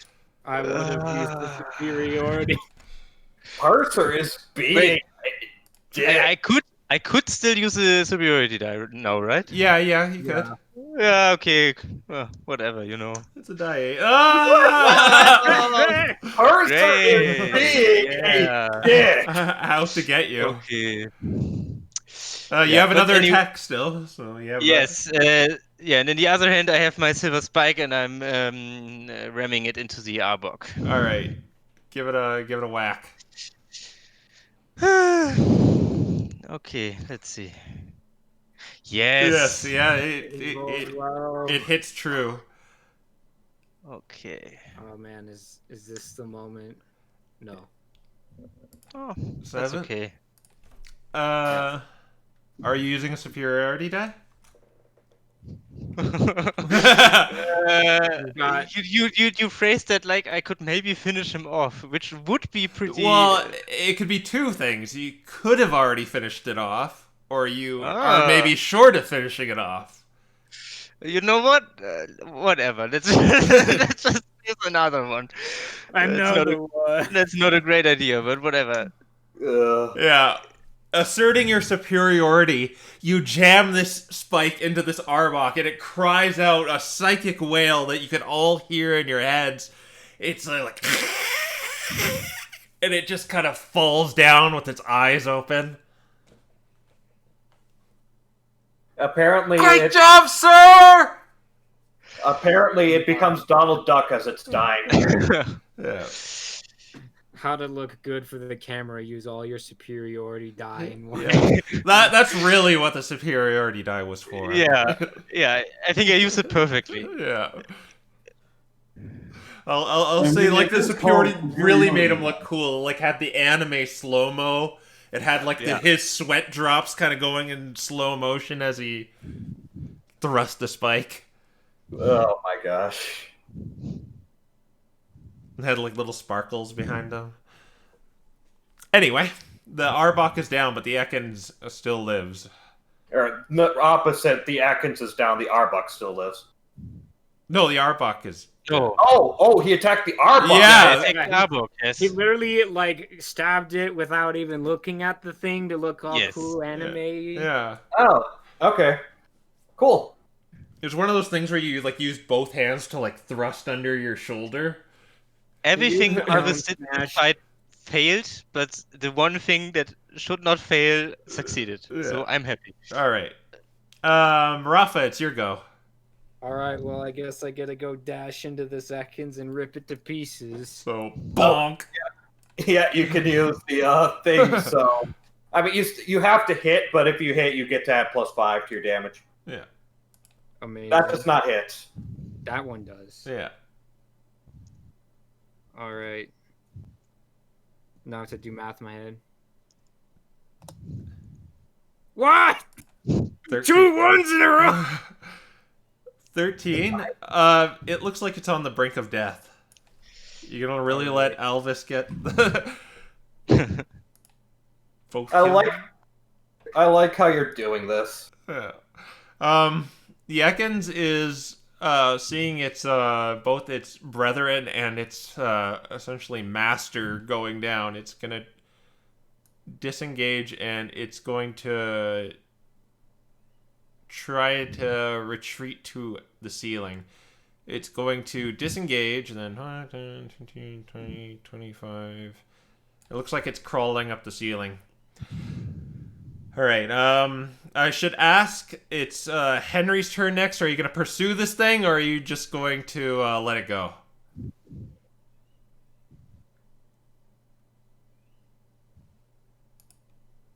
It depends. You know, Well, honestly, you know what? Pursue it. I'm gonna pursue it. You're gonna pursue it? Okay. I don't think you can get like. Well, you could dash or you could move and then do a spell or something. Oh, you could lightning. Sorry. Huh. Meta I talk. was. Just don't you keep metagaming. Meta growth. It's more like backseat gaming than meta. Yeah. Don't you do that. I'm gonna run and cast Thunderwave. 1, 2, 3, 4. I don't think you can get close enough for it. 5, 10, 15, 20. You can't get. Yeah, you can only get here, and I think it's only it's like 15. How big's the radius? Lightning lure is 15 feet. No, Thunder Wave. Oh, I have no idea. Yeah, I'm consulting the PHB for that. The Shillelagh. R-S-T. I always forget if T is first in the alphabet or if S is, and it's always S that's first. And there's so many S spells, I hate that. Thunderwave, Thunderwave, Thunderwave. Yeah, there it is. Oh, okay, so no, you wouldn't be able to reach it. It comes out of you. And it's like a 15 I'll do another Denki Aidama then. Alright, how far is it away from you? 5, 10, 15, 20, 25, 30. I think that can reach it. Oh, yeah. I'm almost positive. Yeah, alright, so it makes a wisdom saving throw. It does not... Con. Oh, con. Well, it failed, so I think it's dying. The tempter serpent is trying to get away, but Oh yeah. Whenever someone's trying to get away, I know what to do. yeah, so it's like slithering up the wall, then there's just like this and the snake just like flies off. I didn't even call it out at that time. I just put my hands out and it's just an explosion. It's like when Frieza kills Dende. It's kind of like that. Ow. But the worst part about it is that you can't catch it on camera because there's a pillar. Oh yeah, the pillar was in the way. What's that? You watch Henry go up and go Denki Aidama, and then just like the snake. You can see a snake on the ground on the pavement. All right, so you are out of initiative, and I should draw out this room. I just want to kind of play out this part, just because this is kind of like the last part we're gonna have. So we maybe go a little longer, but not too long. Oh no, Marcel! Oh no! Marcel died for our sins. Oh well, we don't need you guys right now, so it's all good. Yeah, because I just want to show you the room. So we got the square room. Not a big gray room. We got the thing here, the pillar.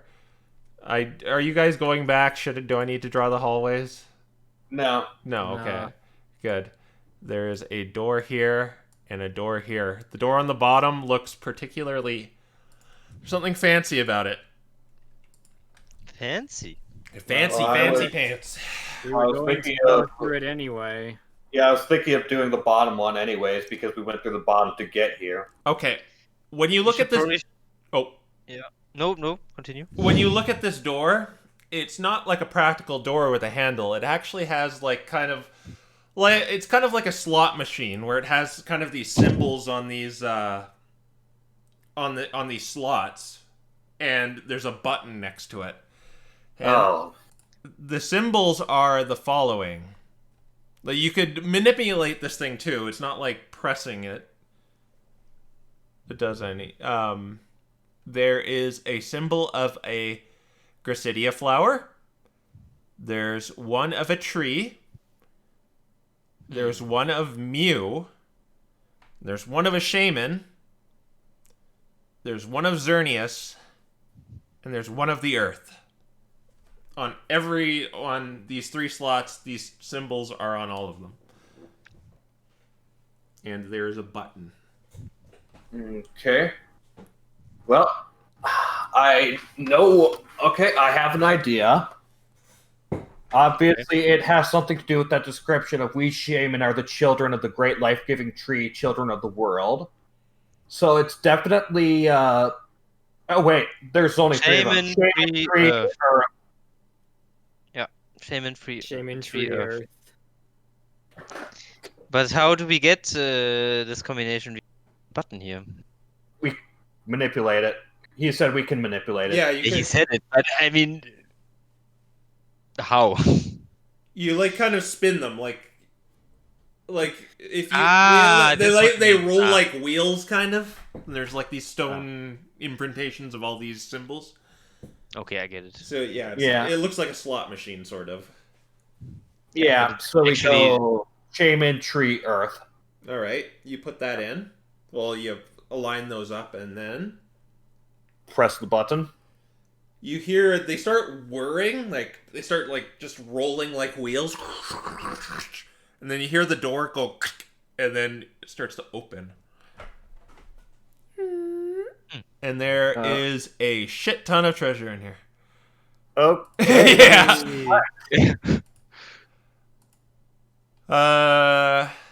Okay. Henry. Treasure, magic item, or scroll. Treasure magic. Okay. You want me to choose one of the three? Yeah. I am so tempted to get that magic item. Magic item. For... Yes. You find, when you search this gigantic, enormous treasure hoard, you find this rope that catches your eye. And when you grab this rope, it starts like slithering up. Like a snake, sort of. A snake rope. It's a 50-foot rope. And it's like almost like it's alive, really. Okay. 50 for a snake rope. Lucius, treasure, magic item, or spell? Ooh, interesting. I'm gonna say, oh god, I'm gonna say magic item. Yeah, I'm gonna say magic item. All right.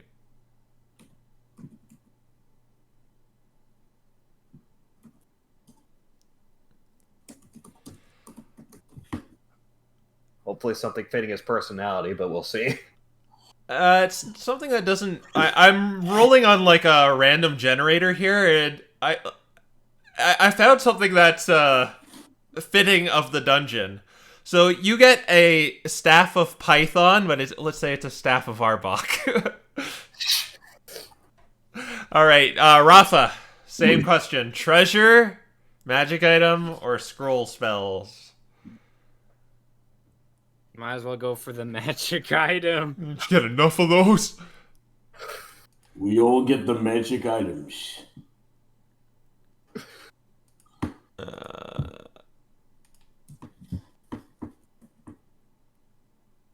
You get winged boots. Ooh.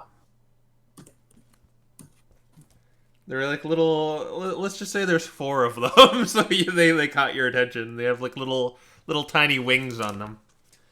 Alvis, I'll give you, even though you're a guest character, let's give you the choice. Okay, I'm assuming treasure is just gold. Treasure would be gold and gems. Okay, yeah, then I will also take the magic item. All right. You get.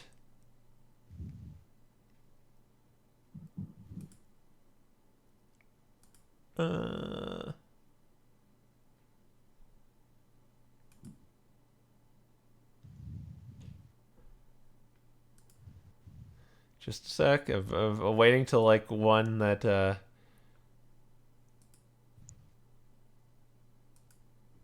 So at the wing boots, do I get 4 of them or 2 of them? well they seem like only like tailored to Litten feet, and that's why if you're thinking of sharing them. So 4. A ring of telekinesis, Elvis.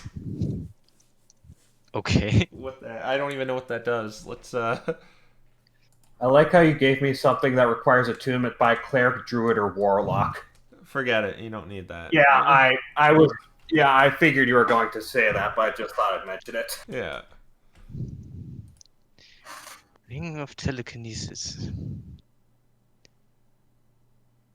Okay, so you can pretty much cast telekinesis at will, but you can only target objects that aren't being worn or carried. I was really So hoping it's that- upgraded Mage Hand, pretty much. Oh man, we can now challenge Mewtwo at his own game and then object. Objects. Yeah. Oh man. Okay. I mean, and- creatures. Yeah. And let's just say there's too much treasure for you to hold, so you got the magic item. That's what you got. All right. So you're going to go through the other door now? Yeah. All right. Yeah. So you go up through and you could see it's a... Or are you just opening the door? No. Checking Okay. for traps. All right. There are no traps. Okay, great. Yeah, just to speed So, things yeah. up. Yeah, we're opening the door. Yeah, I'm not going to be that Yeah. mean and put like a trap right at the end. And there are stairs that lead up. Okay, you take the stairs. Yeah. And the stairs appear to lead out of the dungeon, and it kind of you're out of the dungeon. Marcel says to you, "Looks like you conquered the dungeon, sir, and you have that shiny new ring on your claw to boot. There's a Yes. trophy. Yeah, trophy. Can you demonstrate for us what that thing is capable of?" Of course. Are there any objects I could lift? Oh, there's around? maybe like a branch on the kind of the grassy pathway you're on right now, or a leafy. Okay. Okay, then I'm making like a fist with the ring like in front of it, and I'm just moving that like into the air. Oh, look at this! Look at this! A fire type is controlling the grass element. You're seeing it here Yes. first, Pokemon. You're seeing a miracle happen right now. Maybe I'm like juggling. I don't know if I Yeah. can do that, but Oh, and they got some stuff too, but who cares? Let's Yeah. let's see this leaf. Yeah. All right. So you are out of this dungeon. There seems to be kind of like this pathway forward. Okay. I guess we'll keep going. Okay. You're walking through this path. It seems to go on quite a long time. Until you're very near. it's it's very serene kind of walking through here, but you then kind of feel a disturbance. Oh, Yeah, something feels wrong. Oh. Like you stop hearing like the chirping of Pokemon, maybe. oh no! I think I know what's going on. Yeah. I'm looking at the group and like just checking if the others also. Yeah, everyone. Little Well, bit. I don't know. How do you feel about this? You just kind of like you were just kind of walking, or you just gotta kind of get this uneasy feeling in your stomach. Everyone. Something's wrong here. Audric is kind of Yeah. Battery. There is something. until you feel the air getting heavy. Oh no. Oh no! Crap. What's going on? Crap. You kind of take off your hat, Elvis, trying to like. It's a little hard to breathe right now. Is this something? Does this have to do with you? Do you know what? The moment we get up. What did you do? Yeah. Yeah, because he like Lucius says, "Oh no," and Albus looks at him like maybe he knows something, and he asks him like, "What do you know about this?"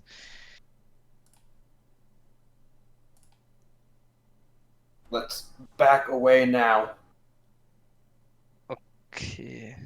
I guess we were like walking for a while, right? You hear a sound that sounds kind of like a jet fighter above you. Oh my Okay. gosh. Everyone get down and be quiet. You feel it getting closer to this feeling of the air getting heavy.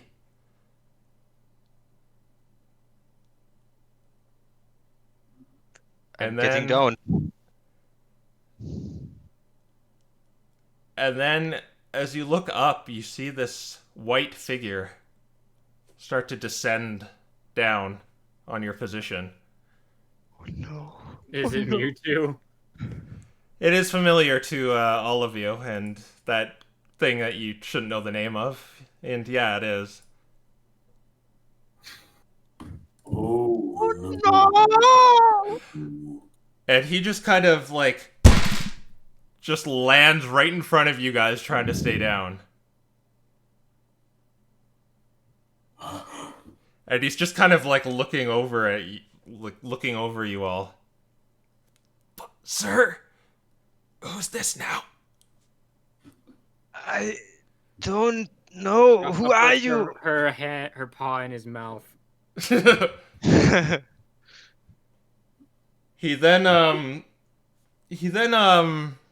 kind of like looks behind him and he pulls out psychically using his psychic telekinesis.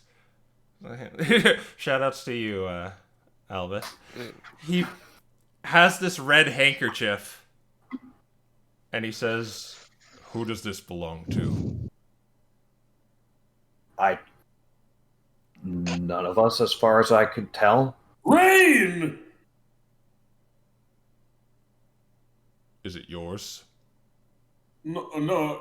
Well, Well, I gave it to Rain, but yes. Well, then it is belongs to you. He just Yeah. kind of floats it in front of your face. Oh. Oh my. What happened to him?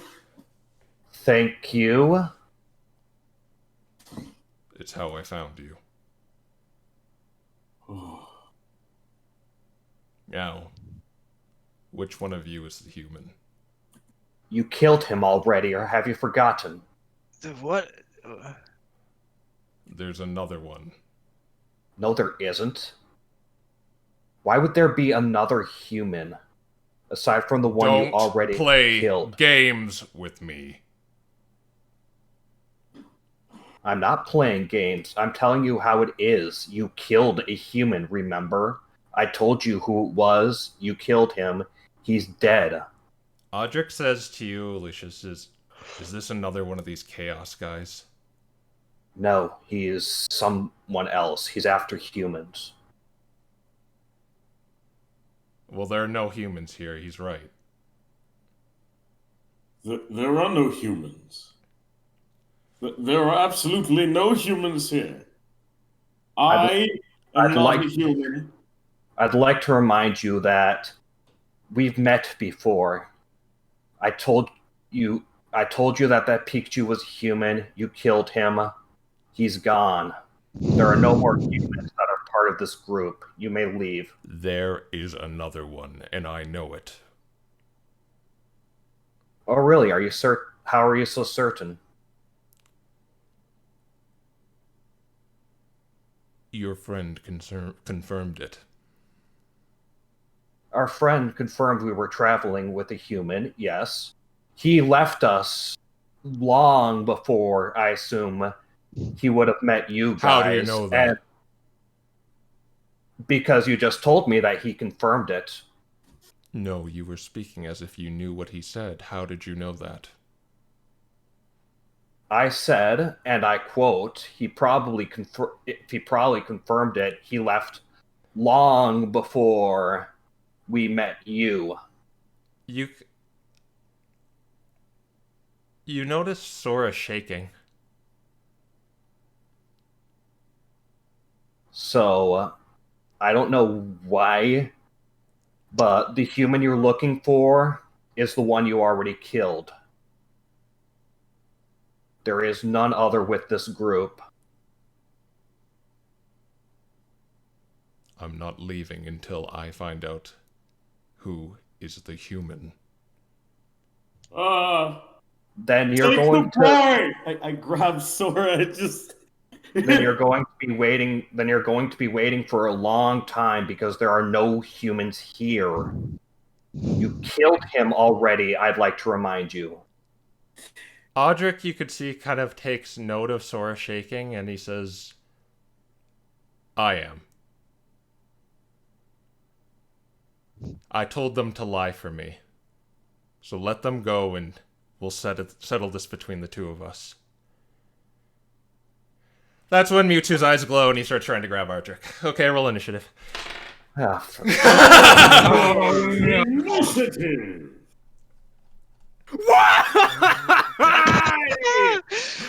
Oh, I love the one. I mean, not like it's really going to make a difference here. Don't you have advantage? Oh yeah, you have advantage. Oh man. Wait, don't I have advantage too? If you're a clone of me, yeah. Yeah, okay, so... Yeah, I will just take it. It doesn't matter. He got a 22. I got a 22, yes! Indeed I did. Okay, so do you want to go first, Henry, or do you want to go after Mewtwo? I want to go after Mewtwo. Okay. Oh, okay. See what happens. Yeah, that I hate going first, to be honest, because of that reason. All right, who's below 22? Let's see. Raffa's 18, Lucius is 17, Alvis is 16.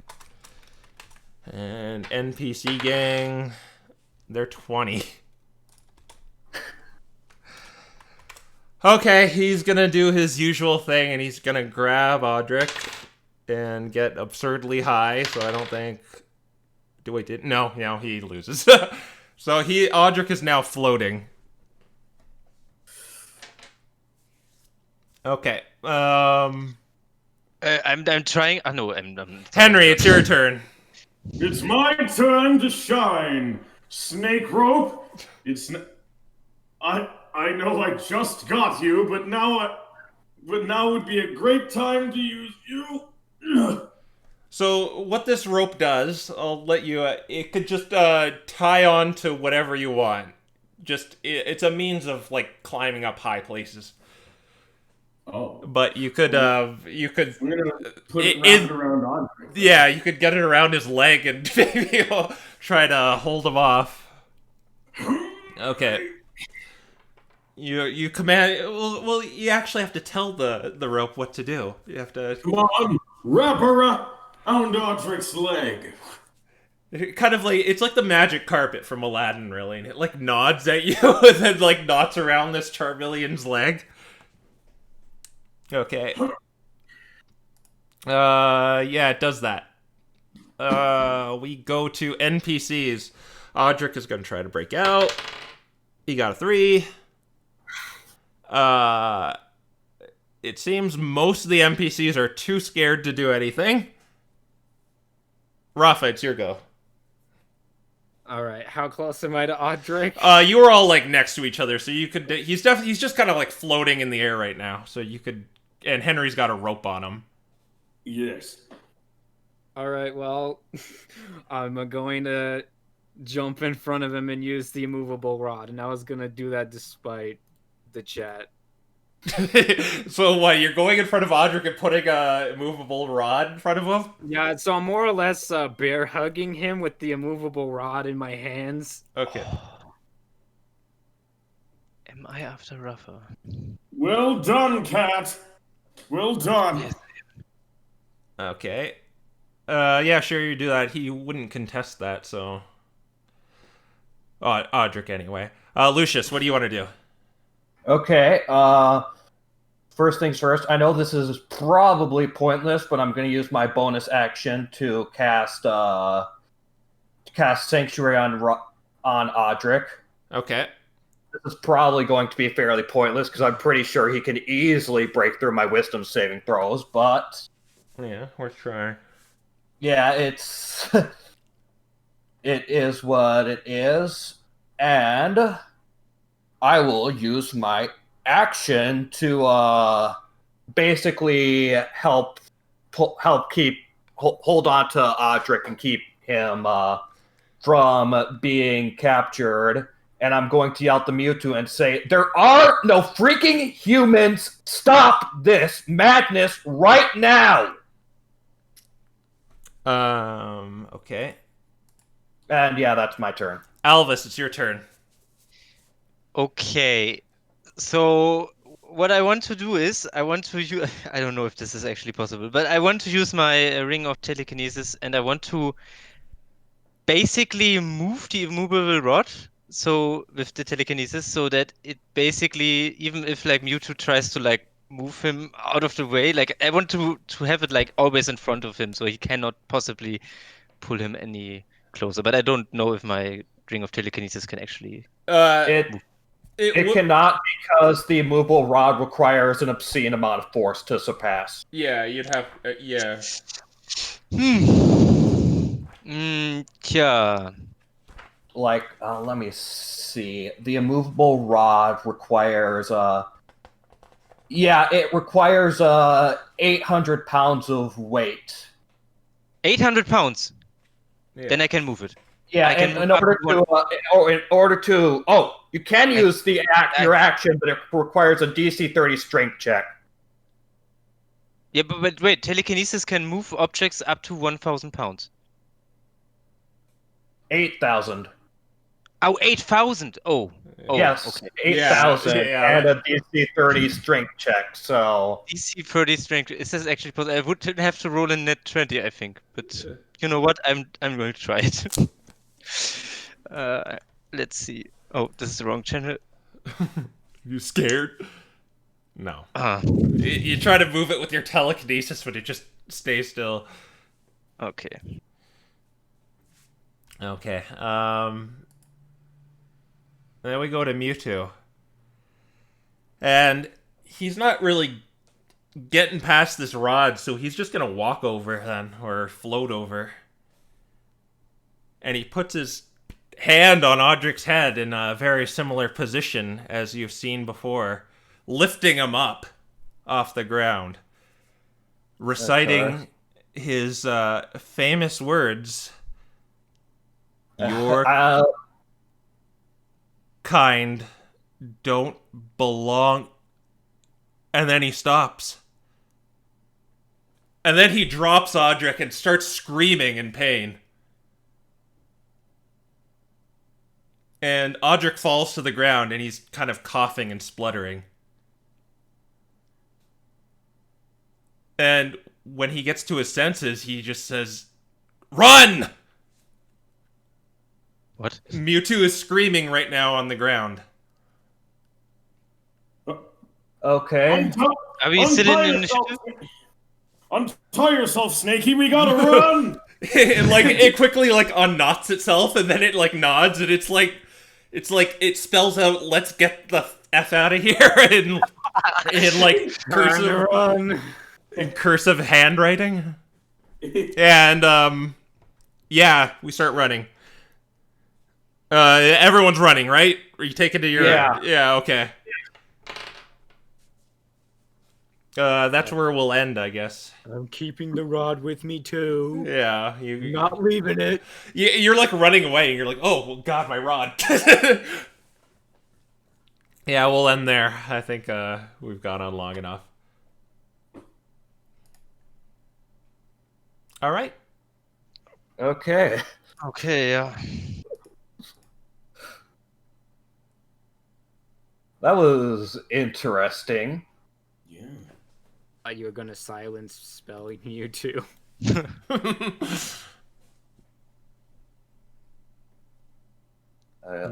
You just hear the psychic screams of Mewtwo as you run off into the forest. Anyway, we'll leave on that note. Oh, we're taking an extended an extended leave because of vacations and other things. I think we're returning on what's the date we're returning on? Let me pull up my 24. Yeah, the 24th. Yeah. The 24th. Yeah. So 3 weeks or 2 weeks. Kind of 3 weeks, yeah. It's more or less a good part of the month. But I think Sonic Link is going to be doing his thing, so you could get your D&D fix there. But we'll see what comes of Mewtwo. And our Dark Heroes with Elvis, who made it through the dungeon. Barely. Barely. Anyway, thank you, Paracupa, for joining us. So we've really liked Elvis. Yeah, thanks for having me. Yeah. And, of course, thank you to everyone who joined as their characters. Of course. Yep. And we'll see you later. Bye. Bye. Bye. Bye. Bye.